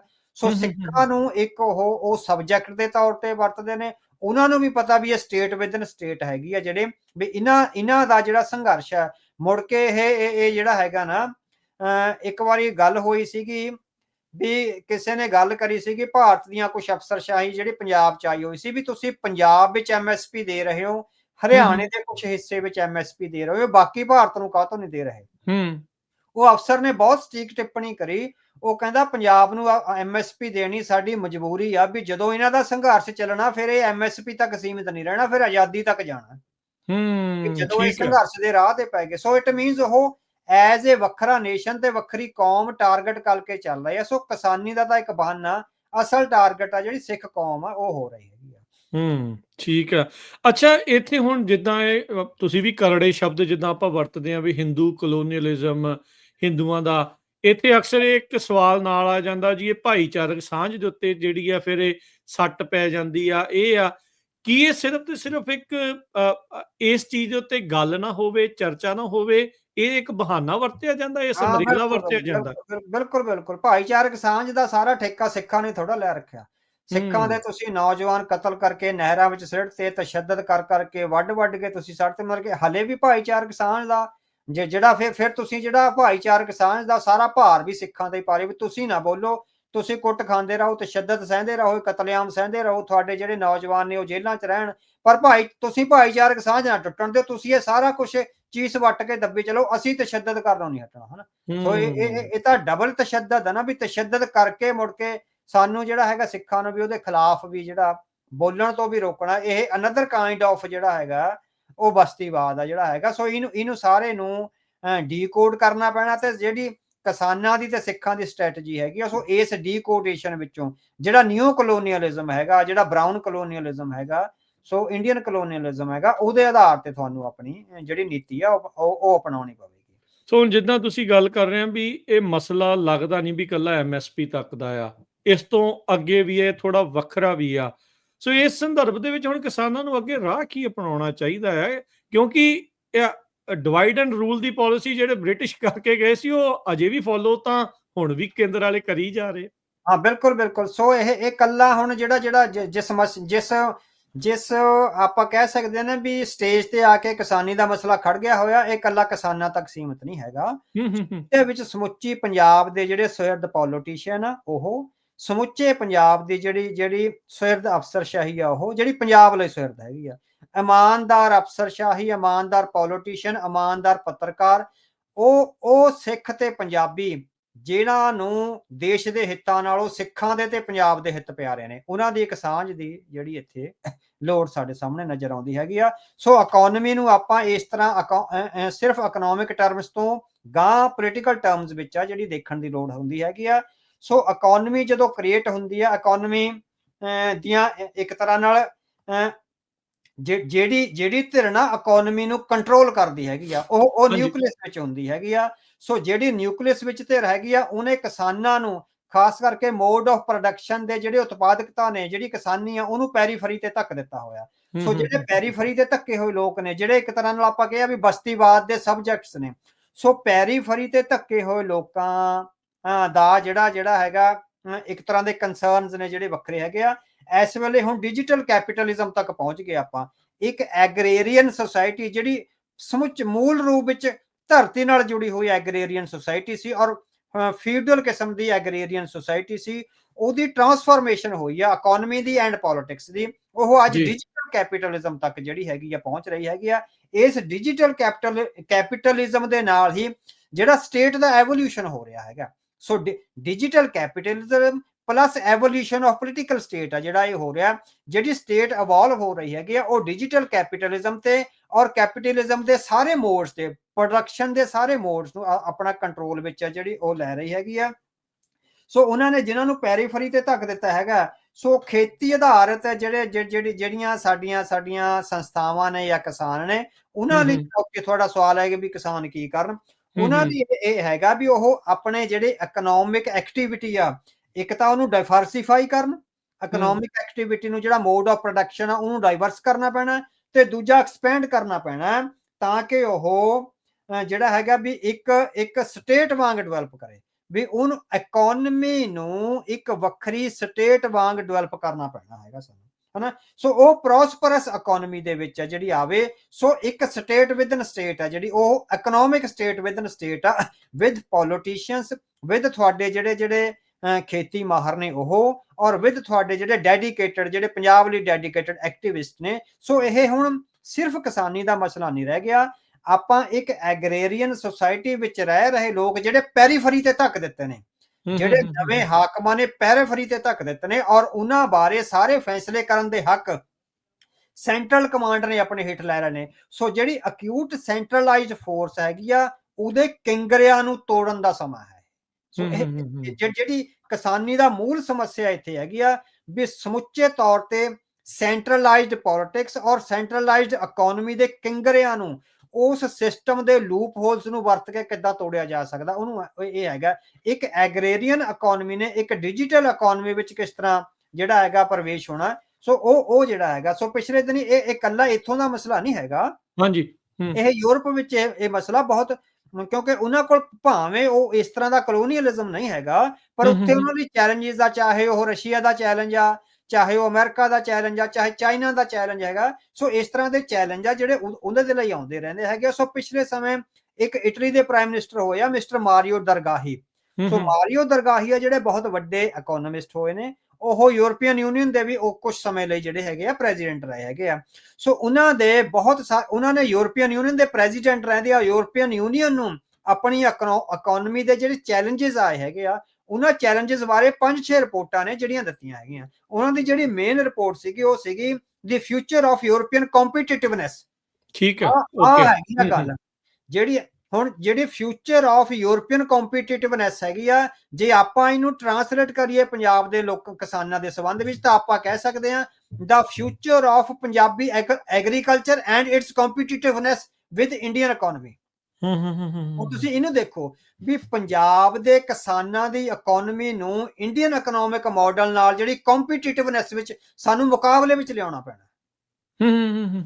ਮਾਰੀਓ ਦਰਗਾਹੀ ਦਾ ਜਿਹੜਾ ਇਹ 4-5 ਜਿਹੜੀਆਂ ਹੈਗੀਆਂ ਐਪੀਸੋਡਸ ਵਿੱਚ ਉਹਨਾਂ ਦੇ ਸਾਰੀ ਰਿਸਰਚ ਵਰਕ ਆ ਜਿਹੜਾ ਆਇਆ ਹੈਗਾ। ਸੋ ਉਹਨੇ ਫਿਊਚਰ ਆਫ ਯੂਰਪੀਅਨ ਕੰਪੀਟੀਟਿਵਨੈਸ ਨੂੰ ਜਿੱਦਾਂ ਅਮਰੀਕਨ ਚੈਲੰਜ ਦੇ ਸੰਦਰਭ ਵਿੱਚ, ਇੰਡੀਅਨ ਚੈਲੰਜ ਦੇ ਸੰਦਰਭ ਵਿੱਚ ਜੇ ਕਿਧਰੇ ਹੋਇਆ ਹਨਾ, ਜਾਂ ਚਾਈਨਾ ਤੇ ਰਸ਼ੀਆ ਦੇ ਸੰਦਰਭ ਵਿੱਚ ਲੈ ਕੇ ਆਂਦਾ ਹੈਗਾ। ਸੋ ਉਹ ਸਾਰੇ ਸਾਡੇ ਜਿਹੜੇ ਪੋਲੀਟੀਸ਼ੀਅਨਸ ਨੇ ਜਾਂ ਕਿਸਾਨਾਂ ਦੇ ਜਿਹੜੇ ਵੱਡੇ ਲੀਡਰ ਨੇ, ਜਾਂ ਸਾਡੇ ਪੰਜਾਬ ਦੇ ਜਿਹੜੇ ਖੇਤੀ ਮਾਹਰ ਨੇ, ਜਿਹੜੇ ਪੰਜਾਬ ਦੀ ਇਕੋਨਮੀ ਬਾਰੇ ਫਿਕਰਮੰਦ ਨੇ, ਜਿਹੜੀ ਐਗਰੇਰੀਅਨ ਇਕੋਨਮੀ ਹੈਗੀ ਆ, ਉਹਨਾਂ ਨੂੰ ਮਾਰੀਓ ਦਰਗਾਹੀ ਦੀ ਜਿਹੜੀਆਂ ਇਹ ਰਿਪੋਰਟਸ ਨੇ, ਇਹ ਕੱਲੀਆਂ ਇਹੀ ਰਿਪੋਰਟਸ ਨਹੀਂ, ਫਿਰ ਉੱਥੋਂ ਤੁਹਾਨੂੰ ਬਹੁਤ ਸਾਰੀਆਂ ਇਨਪੁਟਸ ਮਿਲਣਗੀਆਂ ਹਨਾ। ਅਸੀਂ ਜਦੋਂ ਇੱਕ ਬਸਤੀ ਦੇ ਵਿੱਚ ਰਹਿੰਦੇ ਹੈਗੇ ਆ, ਉਸ ਬਸਤੀ ਦੀਆਂ ਜਿਹੜੀਆਂ ਬਹੁਤ ਸਾਰੀਆਂ ਆਪਾਂ ਕਹਿ ਸਕਦੇ ਫਰੈਗਮੈਂਟਡ ਪੀਸਿਸ ਹੈਗੇ ਨੇ, ਉਹਨਾਂ ਫਰੈਗਮੈਂਟਡ ਪੀਸਿਸ ਦੇ ਆਧਾਰ ਤੇ ਅਸੀਂ ਇੱਕ ਇਕੋਨਮੀ ਦੇ ਵਿੱਚ ਆਪਣੀ ਇਕੋਨਮੀ ਕਿਸ ਤਰ੍ਹਾਂ ਕ੍ਰੀਏਟ ਕਰ ਸਕਦੇ ਹੈਗੇ ਆ। ਸੋ ਉਸ ਕੰਪੀਟੀਟਿਵਨੈਸ ਨੂੰ ਆਪਾਂ ਪਰਸੋਂ ਕਿੱਦਾਂ ਕਰ ਸਕਦੇ ਆ, ਹਾਲ ਦੀ ਘੜੀ ਉਸ ਸਿਸਟਮ ਵਿੱਚ ਰਹਿੰਦਿਆਂ ਹੀ ਉਹਦੇ ਲੂਪ ਹੋਲਸ ਨੂੰ ਕਰਕੇ। ਤੇ ਉਹਦੇ ਚੋਂ ਵੱਡੀ ਗੱਲ ਹੈਗੀ ਵੀ ਤੁਸੀਂ ਪੋਲੀਟੀਕਲੀ ਕਿੰਨੇ ਅਵੇਅਰ ਆ, ਤੁਸੀਂ ਆਪਣੀ ਪੋਲੀਟੀਕਲ ਇਕੋਨਮੀ ਨੂੰ ਬਚਾਉਣ ਲਈ ਕਿੰਨੇ ਅਵੇਅਰ ਹੈਗੇ ਆ, ਤੇ ਤੁਹਾਡੀ ਉਸ ਪੋਲੀਟੀਕਲ ਇਕੋਨਮੀ ਨੂੰ ਬਚਾਉਣ ਲਈ ਕਿਸਾਨਾਂ ਦਾ, ਇਮਾਨਦਾਰ ਪੋਲੀਟੀਸ਼ੀਅਨਸ ਦਾ, ਇਮਾਨਦਾਰ ਅਫਸਰਸ਼ਾਹੀ ਦਾ, ਤੇ ਇਮਾਨਦਾਰ ਖੇਤੀ ਮਾਹਰਾਂ ਅਤੇ ਇਮਾਨਦਾਰ ਵਿਦਵਾਨਾਂ ਦਾ ਇੱਕ ਸਮੂਹ ਆ ਜਿਹੜਾ ਚਾਹੀਦਾ ਹੈ। ਸੋ ਮਸਲਾ ਹੁਣ ਕੱਲਾ ਕਿਸਾਨੀ ਤੱਕ ਸੀਮਿਤ ਨਹੀਂ ਹੈਗਾ। ਸਾਡੇ ਲਈ ਜਿਸ ਤਰ੍ਹਾਂ ਯੂਰਪੀਅਨ ਕੰਪੀਟੀਟਿਵਨੈਸ ਦਾ ਜਿਹੜਾ ਮਸਲਾ ਆ ਗਿਆ ਹੋਇਆ, ਸਾਡੇ ਲਈ ਇੰਡੀਅਨ ਕੰਪੀਟੀਟਿਵਨੈਸ ਦਾ ਮਸਲਾ ਆਇਆ ਹੋਇਆ। ਸਿੱਖ ਕਿਸਾਨ ਨੇ ਇੰਡੀਅਨ ਐਗਰੇਰੀਅਨ ਸੋਸਾਇਟੀ ਜਾਂ ਜਿਹੜੀ ਕੰਟਰੋਲਡ ਸਟੇਟ ਹੈਗੀ ਆ, ਜਿਹੜੀ ਡਿਜੀਟਲ ਇਕੋਨਮੀ ਤੱਕ ਨੂੰ ਕੰਟਰੋਲ ਕਰ ਰਹੀ ਹੈਗੀ ਆ, ਉਹਦੇ ਚੈਲੰਜਿਸ ਨੂੰ ਕਿਸ ਤਰ੍ਹਾਂ ਚੁਣੌਤੀਆਂ ਨੂੰ ਸਮਝਣਾ ਕਿੱਦਾਂ ਤੇ ਉਸ ਸਿਸਟਮ ਦੇ ਲੂਪ ਹੋਲਸ ਨੂੰ ਵਰਤ ਕੇ ਜਿਹੜੀ ਆਪਣੀ ਇਕਨੋਮੀ ਆ ਉਹਨੂੰ ਪੈਰਾਫਰੀ ਤੋਂ ਪਹਿਲਾਂ ਸੈਮੀ ਪੈਰਾਫਰੀ ਚ ਲਿਆਉਣਾ ਤੇ ਫਿਰ ਉਹਨੂੰ ਮੇਨ ਸਟ੍ਰੀਮ ਚ ਲੈ ਕੇ ਆਉਣਾ। ਸੋ ਇਹ ਬ੍ਰਿਕ ਬਾਏ ਬ੍ਰਿਕ ਆ ਜਿਹੜਾ ਹੋਏਗਾ। ਸੋ ਇਹਦੇ ਲਈ ਸਾਨੂੰ ਇਕੋਨੋਮਿਸਟਾਂ ਦੀ, ਐਗਰੀਕਲਚਰਲ ਇਕੋਨੋਮਿਸਟਾਂ ਦੀ, ਸਿਆਣੇ ਪੋਲੀਟੀਸ਼ੀਅਨਸ ਦੀ, ਸਿਆਣੇ ਐਕਟਿਵਿਸਟ ਦੀ, ਔਰ ਜਿਹੜੀ ਹੈਗੀ ਵੀ ਸਾਡੀ ਇੱਕ ਕੋਰ ਕਿਸਮ ਦੀ ਅਫਸਰਸ਼ਾਹੀ ਦੀ ਜਿਹੜੀ ਲੋੜ ਹੈ, ਜਿਹੜੀ ਪੰਜਾਬ ਦੇ ਹਿੱਤਾਂ ਲਈ ਸਿਰ ਦੋਵੇ, ਨਾ ਕਿ ਦੇਸ਼ ਦੇ ਹਿੱਤਾਂ ਲਈ। ਅਵਤਾਰ ਸਿੰਘ ਜੀ, ਹੁਣ ਜਦੋਂ ਤੁਸੀਂ ਸਟੇਟ ਵਿਦਨ ਦੀ ਸਟੇਟ ਦੀ ਗੱਲ ਕਰਦੇ ਆ ਵੀ ਇਕੋਨਮੀ ਤੋਂ ਪੋਲਿਟਿਕਸ ਤੱਕ ਦਾ ਜਿਹੜਾ ਸਫ਼ਰ ਆ, ਇੱਥੇ ਆਪਾਂ ਜਦ ਥੋੜਾ ਜਿਹਾ ਪਿੱਛੇ ਜਾਂਦੇ ਆ ਗ੍ਰੀਨ ਰੈਵੋਲੂਸ਼ਨ ਦੀ, ਜਦੋਂ ਹਰਤ ਕ੍ਰਾਂਤੀ ਦੀ ਜਿਹੜੀ ਸੋ ਕਾਲਡ ਗੱਲ ਆਉਂਦੀ ਆ, ਇਹ ਖੇਤੀ ਮਾਹਰ ਉਹੀ ਨੇ ਜਿਨ੍ਹਾਂ ਨੇ ਉਸ ਟਾਈਮ ਦੇ ਉੱਤੇ ਜਿਹੜੀ ਗ੍ਰੀਨ ਰੈਵੋਲੂਸ਼ਨ 'ਚ ਯੋਗਦਾਨ ਪਾਇਆ, ਹਿੱਸਾ ਪਾਇਆ। ਅੱਜ ਜਦੋਂ ਉਸ ਨੂੰ ਆਪਾਂ ਦੁਬਾਰਾ ਮੁੜ ਵਿਚਾਰਦੇ ਆ ਤਾਂ ਬਹੁਤ ਸਾਰੇ ਪੰਜਾਬ ਦੇ ਵਿੱਚ ਇਹ ਭਾਵਨਾ ਵੀ ਉਹਨੇ ਇਨਫੈਕਟ ਪੰਜਾਬ ਦਾ ਨੁਕਸਾਨ ਵੀ ਬਹੁਤ ਜ਼ਿਆਦਾ ਜਿਹੜਾ ਉਹ ਕਰ ਦਿੱਤਾ। ਇਹਨਾਂ ਮਾਹਰਾਂ ਤੋਂ ਇਮਾਨਦਾਰੀ ਦੀ ਆਪਾਂ ਕਿੱਦਾਂ ਆਸ ਉਮੀਦ ਜਿਹੜੀ ਉਹ ਰੱਖ ਸਕਦੇ ਆ ਵੀ ਸਟੇਟ ਵਿਦਨ ਸਟੇਟ ਆਪਾਂ ਜਿਹੜੀ ਸਿਰਜਣ ਵਾਲੀ ਜਿਹੜੀ ਵੱਡੀ ਗੱਲ ਆ, ਉੱਥੇ ਤੱਕ ਆਪਾਂ ਪਹੁੰਚਾਂਗੇ ਕਿੱਦਾਂ? ਹਾਂ ਬਿਲਕੁਲ, ਇਹ ਹੁਣ ਜਿਹੜੀਆਂ ਹੈਗੀਆਂ ਵੀ ਇਹ ਜਿਹੜੀ ਹੋਂਦ ਦੀ ਲੜਾਈ ਆ, ਕੌਮਾਂ ਦੇ ਸਾਹਮਣੇ ਚੁਣੌਤੀ ਹੈ, ਇਸੇ ਤਰ੍ਹਾਂ ਹੀ ਹੁੰਦੀ ਹੈ। ਸੋ ਇਹ ਕੋਈ ਸਿੱਧਾ ਸਪਾਟ ਆਪਾਂ ਕਹੀਏ ਵੀ ਜੀਟੀ ਰੋਡ ਨਹੀਂ ਹੈ, ਪਹਾੜੀ ਰਸਤਾ, ਤੁਹਾਨੂੰ ਬਹੁਤ ਟੱਕਰਾਂ ਜਿਹੜੀਆਂ ਮਾਰਨੀਆਂ ਪੈਣਗੀਆਂ। ਸੋ ਇੱਕ ਜਿਹੜੀ ਪਿਛਲੀ ਪੀੜ੍ਹੀ ਨੇ ਗ੍ਰੀਨ ਰੈਵੋਲੂਸ਼ਨ ਦੇ ਸਾਰੇ ਕਨਸੈਪਟ ਲੈ ਕੇ ਆਂਦੇ, ਹੁਣ ਤੁਸੀਂ ਦੇਖੋ ਉਹ ਉਹਨਾਂ ਕਨਸੈਪਟਸ ਤੇ ਕੰਮ ਕਰਨ ਲਈ ਤਾਂ ਜਿਹੜਾ ਵਰਕ ਆ ਉਹ ਦਿੱਲੀ ਤੋਂ ਆ ਰਿਹਾ ਸੀ ਨਾ, ਵੀ ਇਹ ਕਰਨਾ ਹੈ ਨਾ, ਪਾਲਿਸੀ ਉੱਥੋਂ ਆ ਰਹੀ ਸੀ, ਜਿਹੜੀ ਪਾਲਿਸੀ ਤਾਂ ਉੱਥੋਂ ਆ ਰਹੀ ਸੀ ਨਾ। ਅਸੀਂ ਪ੍ਰੋ ਪੰਜਾਬ ਪਾਲਿਸੀ ਨਹੀਂ ਘੜੀ, ਅਸੀਂ ਦੇਸ਼ ਦੇ ਹਿੱਤਾਂ ਵਿੱਚ ਪਾਲਿਸੀ ਘੜੀ ਆ, ਪੰਜਾਬ ਦੇ ਹਿੱਤਾਂ ਵਿੱਚ ਪਾਲਿਸੀ ਨਹੀਂ ਘੜੀ। ਸੋ ਹੁਣ ਜਿਹੜਾ ਚੈਲੰਜ ਇਹ ਹੈਗਾ, ਸੋ ਸਟੇਟ ਵਿਦਨ ਸਟੇਟ ਦਾ ਇਹ ਹੈਗਾ ਵੀ ਅਸੀਂ ਉਹ ਸਿਸਟਮ ਵਿੱਚ ਰਹਿੰਦਿਆਂ ਵੀ ਬਹੁਤ ਕੁਝ ਕਰ ਸਕਦੇ ਹਾਂ, ਵੀ ਡਾਇਵਰਸਿਫਿਕੇਸ਼ਨ, ਐਕਸਪੈਂਸ਼ਨ, ਉਹਦੇ ਲਈ ਜਿੰਨਾ ਕੁ ਹੋ ਸਕਦਾ ਵੀ ਆਪਣੀ ਮਾਰਕੀਟਿੰਗ ਦੀ ਸਟ੍ਰੈਟਜੀਜ਼ ਨੂੰ ਚੇਂਜ ਕਰੀਏ, ਹਨਾ। ਉਹਦੇ ਚੋਂ ਜੇ ਕੋਈ ਇਹ ਹੁੰਦਾ ਵੀ ਕੁਛ ਅਮੀਰ ਪਰਿਵਾਰ ਨੇ, ਜਿਹੜੀਆਂ ਅਮੀਰ ਲੋਕ ਨੇ, ਜਾਂ ਤਾਂ ਉਹ ਆਪ ਜਿਸ ਤਰ੍ਹਾਂ ਸਾਰੀ ਪੰਜਾਬ ਦੀ ਇਕੋਨਮੀ ਜਿੱਦਾਂ ਕਣਕ ਆ ਝੋਨਾ ਪੈਦਾ ਹੁੰਦਾ, ਉਹਨੂੰ ਆਪ ਡੰਪ ਕਰ ਲੈਣ ਤੇ ਫਿਰ ਸਰਕਾਰ ਨਾਲ ਜਿਹੜੀ ਉਹ ਗੱਲਬਾਤ ਕਰਨ, ਜਾਂ 2-3 ਸਾਲਾਂ ਲਈ ਤੁਸੀਂ ਡਾਇਵਰਸੀਫਾਈ ਕਰ ਦਿਓ, ਕਣਕ ਤੇ ਝੋਨਾ ਬਿਲਕੁਲ ਹੀ ਨਾ ਬੀਜੋ, ਹਨਾ। ਸੋ ਤੁਹਾਨੂੰ ਚੈਲੰਜਸ ਵਿੱਚ ਕੁਛ ਨਾ ਕੁਛ ਇਕਨੋਮਿਕ ਇੱਕ ਵਾਰੀ ਜਿਹੜੀਆਂ ਹੈਗੀਆਂ ਚੁਣੌਤੀਆਂ ਦਾ ਸਾਹਮਣਾ ਕਰਨਾ ਪਊਗਾ। ਪਰ ਜਦੋਂ ਤੁਸੀਂ ਆਪਣੀ ਲੀਹ ਤੇ ਪੈਂਦੇ ਹੋ, ਫਿਰ ਤੁਹਾਡੀ ਜਿਹੜੀ ਬਾਰਗੇਨਿੰਗ ਪਾਵਰ ਆ ਸੈਂਟਰ ਨਾਲ, ਉਹ ਤੁਹਾਡੀਆਂ ਟਰਮਸ ਐਂਡ ਕੰਡੀਸ਼ਨਸ ਤੇ ਜਿਹੜੀ ਹੋਏਗੀ। ਉਹਦੇ ਚੋਂ ਇਹ ਨਹੀਂ ਮੈਂ ਕਹਿੰਦਾ ਵੀ ਸਾਰੀ 100% ਜਿਹੜੀ ਅਫਸਰਸ਼ਾਹੀ ਆ ਉਹ ਇੱਕ ਤਰ੍ਹਾਂ ਨਾਲ ਐਂਟੀ ਸਿੱਖ ਜਾਂ ਐਂਟੀ ਪੰਜਾਬ ਹੋਏਗੀ। ਉਹਦੇ ਚੋਂ ਕੁਝ ਲੋਕ ਬਹੁਤ ਸਾਰੇ ਹੁੰਦੇ ਨੇ ਜਿਹੜੇ ਪੰਜਾਬ ਲਈ, ਆਪਣੀ ਮਾਂ ਧਰਤੀ ਲਈ ਸੋਚਦੇ ਆ। ਅਕਸਰ ਆਪਾਂ ਇੱਥੇ ਜੰਮੇ ਪਲੇ ਆ, ਇੱਕੋ ਗੁਰੂ ਦੇ ਬੱਚੇ ਹੈਗੇ ਆ, ਸੋ ਇੱਕੋ ਆਨੰਦਪੁਰ ਦੇ ਵਾਸੀ ਆ, ਇੱਕ ਜਜ਼ਬਾ ਤਾਂ ਹੈ ਨਾ, ਇੱਕੋ ਇਤਿਹਾਸ ਤੋਂ ਆਏ ਹੈਗੇ ਆ। ਸੋ ਆਰਥਿਕ ਤੌਰ ਤੇ ਤੁਹਾਡੀਆਂ ਨੌਕਰੀਆਂ ਜਿੰਨੀਆਂ ਮਰਜ਼ੀ ਉਸ ਸਰਕਾਰ ਨਾਲ ਹੋਣ, ਪਰ ਤੁਸੀਂ ਉਹਦੇ ਵਿੱਚ ਸਿਸਟਮ ਦੇ ਵਿੱਚ ਰਹਿੰਦਿਆਂ ਵੀ ਬਹੁਤ ਕੁਝ ਇਸ ਤਰ੍ਹਾਂ ਕਰ ਸਕਦੇ ਹੁੰਦੇ ਆ ਵੀ ਐਗਰੇਰੀਅਨ ਇਕੋਨਮੀ ਨੂੰ ਡਿਜੀਟਲ ਇਕੋਨਮੀ ਤੱਕ ਜਿਹੜੀ ਲੈ ਕੇ ਜਾਣੀ ਹੈਗੀ ਆ। ਹੁਣ ਇੰਡੀਆ ਦਾ ਨਾ ਜਿਹੜਾ ਹੁਣ ਜਿਹੜੀ ਇਕੋਨਮੀ ਵਿੱਚ, ਉਹਨਾਂ ਦੀ ਇਕੋਨਮੀ ਵਿੱਚ ਵੀ ਜਿਹੜਾ ਡਾਊਨਫਾਲ ਆ ਰਿਹਾ, ਉਹਦੇ ਸਿਧਾਂਤਕ ਕਾਰਨ ਨੇ ਵੀ ਇੰਡੀਆ ਜਿਹੜਾ ਹੈਗਾ ਉਹ ਐਗਰੇਰੀਅਨ ਖੇਤੀਬਾੜੀ ਇਕੋਨਮੀ ਤੋਂ ਸਿੱਧਾ ਜੰਪ ਮਾਰ ਕੇ ਸਰਵਿਸਿਜ਼ ਇਕੋਨਮੀ ਤੇ ਆ ਗਿਆ। ਉਹਨੇ ਜਿਹੜਾ ਵਿਚਾਲੇ ਯੂਰਪ ਵਿੱਚ ਜਿਹੜਾ ਇੰਡਸਟਰੀਅਲ ਰੈਵੋਲੂਸ਼ਨ ਆਇਆ, ਇੰਡੀਆ ਨੇ ਉਹ ਹੰਢਾਇਆ ਹੀ ਨਹੀਂ। ਸੋ ਜਿਹੜੀ ਇਕੋਨਮੀ ਦੀ ਡਿਵੈਲਪਮੈਂਟ ਹੁੰਦੀ ਹੈ, ਜੇ ਵੈਸਟਰਨ ਕੰਟਰੀਜ਼ ਦੀ ਇਕੋਨਮੀ ਡਿਵੈਲਪ ਹੋਈ ਆ, ਉਹ ਐਗਰੇਰੀਅਨ ਇਕੋਨਮੀ ਤੋਂ ਇੰਡਸਟਰੀਅਲ ਰੈਵੋਲੂਸ਼ਨ ਚ ਆਈ ਹੈਗੀ ਆ। ਸੋ ਆਪਾਂ ਜਿਹੜੇ ਵਿਦੇਸ਼ਾਂ ਵਿੱਚ ਲੋਕ ਰਹਿੰਦੇ ਉਹ ਦੇਖ ਸਕਦੇ ਹੈਗੇ ਵੀ ਵਿਦੇਸ਼ਾਂ ਵਿੱਚ ਇੰਡਸਟਰੀਅਲ ਰੈਵੋਲੂਸ਼ਨ ਨੇ ਕਿੰਨੀਆਂ ਛੋਟੀਆਂ ਚੀਜ਼ਾਂ, ਮਤਲਬ ਕਿ ਤੁਹਾਡੇ ਜੀਵਨ ਦੀਆਂ ਛੋਟੀਆਂ ਚੀਜ਼ਾਂ ਵੀ ਕਿੰਨੀ ਵੈਰਾਈਟੀ ਵਿੱਚ ਆ ਜਿਹੜੀਆਂ ਬਣਾਈਆਂ ਨੇ, ਉਹ ਸਾਰੀਆਂ ਇੰਡਸਟਰੀਅਲ ਰੈਵੋਲੂਸ਼ਨ ਦੀਆਂ ਜਿਹੜੀਆਂ ਪੇਸ਼ਬੰਦੀਆਂ ਨੇ ਨਾ। ਦੂਸਰਾ ਇੰਡੀਅਨ ਇਕੋਨਮੀ ਦਾ ਇਹ ਹੈਗਾ ਵੀ ਇੰਡੀਅਨ ਇਕੋਨਮੀ ਅੱਜ ਵੀ ਜਿਹੜੀ ਇੰਡੀਅਨ ਇਕੋਨਮੀ ਹੈਗੀ ਆ, ਉਹ ਰਿਸਰਚ ਬੇਸਡ ਇਕੋਨਮੀ ਨਹੀਂ ਹੈ। ਅੱਜ ਵੀ ਉਹ ਸਰਕਾਰਾਂ ਨਾਲ ਮਿਲ ਕੇ ਸਿਰਫ ਧੰਦਾ ਕਰਨ ਵਾਲੀ ਇਕੋਨਮੀ ਹੈਗੀ ਆ, ਹਨਾ। ਸੋ ਤੁਸੀਂ ਦੇਖੋ ਵੀ ਇੰਡੀਆ ਵਿੱਚ ਕੁਝ ਵੀ, ਤੁਸੀਂ ਦੇਖੋ ਵੀ ਇੰਡੀਅਨ ਇਕੋਨਮੀ ਨੇ ਕੋਈ ਵੀ ਰਿਸਰਚ ਦੇ ਪ੍ਰੋਜੈਕਟ ਆ ਜਿਹੜੇ ਲਿਆਂਦੇ ਹੁਣ, ਕੋਈ ਫੇਸਬੁੱਕ, ਕੋਈ ਮੈਕਡੋਨਲਡ, ਕੋਈ ਸਟਾਰਬਕਸ, ਕੋਈ ਐਮਾਜ਼ਨ, ਜਾਂ ਕੁਝ ਵੀ, ਜਾਂ ਈਵਨ ਬਿਲਡਿੰਗ ਕੰਸਟਰਕਸ਼ਨ ਦੀਆਂ ਪ੍ਰੋਬਲਮਸ ਆ, ਆਟੋਮੋਬਾਈਲ ਇੰਡਸਟਰੀ ਦੀਆਂ ਪ੍ਰੋਗਰੈਸ ਆ। ਜਾਂ ਹੁਣ ਤੁਸੀਂ ਦੇਖੋ ਵੀ ਜਿਹੜੇ ਪੋਸਟ ਕੋਡ ਹੁੰਦੇ ਆ, ਜਦੋਂ ਆਪਾਂ ਕੋਈ ਚਿੱਠੀ ਪਾਉਂਦੇ ਆ, ਪੋਸਟ ਕੋਡ ਹੁੰਦੇ ਆ ਜਾਂ ਪਿੰਨ ਕੋਡ ਜਿਹਨੂੰ ਕਹਿੰਦੇ ਆ, ਉਹ ਜਿਹੜੇ ਅੰਗਰੇਜ਼ ਬਣਾ ਕੇ ਛੱਡ ਗਏ ਆ, ਹਨਾ। ਪੂਰੇ ਜ਼ਿਲ੍ਹੇ ਦਾ ਇੱਕ ਪੋਸਟ ਕੋਡ ਆ ਅੱਜ ਵੀ। ਪਰ ਆਪਣੇ ਵੈਸਟਰਨ ਕੰਟਰੀਜ਼ ਵਿੱਚ ਤੁਸੀਂ ਦੇਖੋ ਵੀ ਹਰੇਕ ਸਟਰੀਟ ਦੇ 4-4 5-5 ਪੋਸਟ ਕੋਡ ਹੁੰਦੇ ਆ। ਸੋ ਉਹ 100 50 60 ਘਰਾਂ ਦਾ ਵੱਖਰਾ ਪੋਸਟ ਕੋਡ ਹੁੰਦਾ। ਸੋ ਇਹ ਡਿਵੈਲਪ ਲੋੜ ਚੋਂ ਡਿਵੈਲਪ ਹੋਇਆ ਸਾਰਾ ਕੁਝ ਨਾ। ਇਸ ਤਰ੍ਹਾਂ ਜਿਹੜੀ ਇੰਡੀਅਨ ਇਕੋਨਮੀ ਆ, ਮੈਂ ਇੱਕ ਬਹੁਤ ਹੀ ਅਰਥਸ਼ਾਸਤਰੀ, ਵੱਡੇ ਇੰਡੀਅਨ ਅਰਥਸ਼ਾਸਤਰੀ ਨੂੰ ਸੁਣ ਰਿਹਾ ਸੀ, ਉਹ ਕਹਿੰਦਾ ਰਿਸਰਚ ਤੇ ਬਿਲਕੁਲ ਪੈਸਾ ਹੀ ਨਹੀਂ ਖਰਚਦੇ। ਇੰਡੀਆ ਵਿੱਚ ਰਿਸਰਚ ਤੇ ਕੋਈ ਵੀ ਪੈਸਾ ਨਹੀਂ ਖਰਚਿਆ ਜਾਂਦਾ, ਕੁਝ ਵੀ ਨਵਾਂ ਨਹੀਂ ਕੀਤਾ। ਸਾਡੇ ਕੋਲ ਕੋਈ ਮਾਈਕਰੋਸਾਫਟ ਦੀ ਵਿੰਡੋ ਇੰਡੀਆ ਕਿਉਂ ਨਹੀਂ ਬਣਾ ਸਕਦਾ? ਕਿਉਂਕਿ ਨਹੀਂ, ਇਨੋਵੇਸ਼ਨ ਹੈ ਹੀ ਨਹੀਂ। ਜਿਹੜੀ ਇਕੋਨਮੀ ਨੂੰ ਉਹ ਕਹਿ ਰਹੇ ਹਨ ਨਾ ਵੀ ਪੰਜਵੀਂ ਇਕੋਨਮੀ ਜਾਂ ਤੀਜੀ ਇਕੋਨਮੀ ਬਣ ਜਾਣੀ ਹੈਗੀ ਆ, ਉਹ ਸਾਰੀ ਇਕੋਨਮੀ ਸਰਕਾਰਾਂ ਨਾਲ ਮਿਲ ਕੇ ਸਿਰਫ ਧੰਦਾ ਕਰਨ ਵਾਲੀ ਇਕੋਨਮੀ ਆ। ਵੀ ਜੇ ਧੰਦਾ ਮਰ ਗਿਆ ਤਾਂ ਸਰਕਾਰ ਨੇ ਉਹ ਤੁਹਾਡੀ ਜਿਹੜੇ ਲੋਨ ਆ ਮਾਫ ਕਰ ਦੇਣੇ ਆ, ਨਹੀਂ ਜੇ ਚੱਲੀ ਗਿਆ ਤਾਂ ਸਾਡੀ ਜੇਬ 'ਚ ਪੈਸੇ ਆਈ ਜਾਂਦੇ। ਸੋ ਇਨੋਵੇਸ਼ਨ ਕੋਈ ਨਹੀਂ, ਸਾਰੀ ਇਨੋਵੇਸ਼ਨ ਵੈਸਟ ਚੋਂ ਆਈ ਆ। ਫੇਸਬੁੱਕ ਦੇਖ ਲਓ, ਟੈਕਸ ਦੇਖ ਲਓ, ਜਾਂ ਹੁਣ ਜਿਹੜੀਆਂ ਇਲੈਕਟ੍ਰੀਕਲ ਵਹੀਕਲਸ ਆ, ਕਿਉਂ ਨਹੀਂ ਹੁਣ ਬਾਅਦ ਚੋਂ ਨਕਲ ਮਾਰ ਕੇ ਜਿਹੜੀ ਹੈਗੀ ਆ ਟਾਟਾ ਜਾਂ ਕੁਛ ਹੋਰ ਆ ਜਿਹੜੇ ਉਹ ਕਰ ਰਹੇ ਹੈਗੇ ਆ, ਪਰ ਆਪ ਇਨੋਵੇਸ਼ਨ ਨਹੀਂ ਹੈਗੀ। So it means Indian economy ਵਿੱਚ ਲੂਪ ਹੋਲਸ ਆ, ਸਿਰਫ ਉਹ ਸੈਂਟਰਲਾਈਜ਼ ਕੀਤੀ ਹੋਈ ਆ ਕੁਛ ਚੁਣਿੰਦਾ ਅਫਸਰਸ਼ਾਹੀ ਤੇ ਪੋਲੀਟੀਸ਼ੀਅਨਸ ਨੇ। ਸੋ ਉਹ ਉਹਨਾਂ ਲੂਪ ਹੋਲਸ ਦਾ ਫਾਇਦਾ ਉਠਾ ਕੇ ਪੰਜਾਬ ਦੀ ਕਿਸਾਨੀ ਆ ਜਿਹੜੀ ਆਪਣੀ ਐਗਰੀਰੀਅਨ ਇਕੋਨਮੀ ਦੀ ਡਿਵਰਸਿਫਿਕੇਸ਼ਨ ਜਾਂ ਐਗਰੋ ਬੇਸਡ ਇੰਡਸਟਰੀ ਆ, ਜਿਹੜੀ ਉਸ ਹਿਸਾਬ ਨਾਲ ਉਹਦੇ ਵਿੱਚ ਭੰਨ ਪਾ ਸਕਦੀ ਆ। ਫਿਰ ਸਾਨੂੰ ਜਿਹੜਾ ਹੈਗਾ ਇਹ ਬਸਤੀਆਨਾ ਜਿਹੜਾ ਸਾਡੇ ਨਾਲ ਜ਼ੁਲਮ ਹੁੰਦੇ ਆ, ਉਹਦੇ ਤੋਂ ਬਾਹਰ ਨਿਕਲਿਆ ਜਾ ਸਕਦਾ। ਅੱਛਾ, ਇੱਥੇ ਆਪਣਾ ਫਿਰ ਇੱਕ ਇਹ ਵੀ ਹੈ ਨਾ ਵੀ ਆਜ਼ਾਦੀ 'ਚ ਜੀ ਅਸੀਂ ਇੰਨੇ ਬੰਦੇ ਮਰਵਾਏ, ਇੰਨੀਆਂ ਫਾਂਸੀਆਂ ਝੱਲੀਆਂ, ਇੰਨੇ ਕਾਲੀ ਪਾਣੀ ਦੀ ਕੀਤੀ, ਤੇ ਬਾਅਦ 'ਚ ਕਹਿਣਾ ਵੀ ਅਸੀਂ ਜੀ ਦੇਸ਼ ਦੇ ਅੰਨ ਭੰਡਾਰ 'ਚ ਇੰਨਾ ਕੁਛ ਜਿਹੜਾ ਉਹ ਯੋਗਦਾਨ ਪਾਉਂਦੇ ਆ। ਇਹ ਮਾਨਸਿਕ ਗੁਲਾਮੀ ਦੀਆਂ ਨਿਸ਼ਾਨੀਆਂ ਵੀ ਬਾਰ-ਬਾਰ ਉਹੀ ਚੀਜ਼ ਕਹੀ ਜਾਣੀ। ਹਾਂ, ਬਿਲਕੁਲ ਇਹ ਮਾਨਸਿਕ ਗੁਲਾਮੀ ਦੀਆਂ ਗੱਲਾਂ ਨੇ।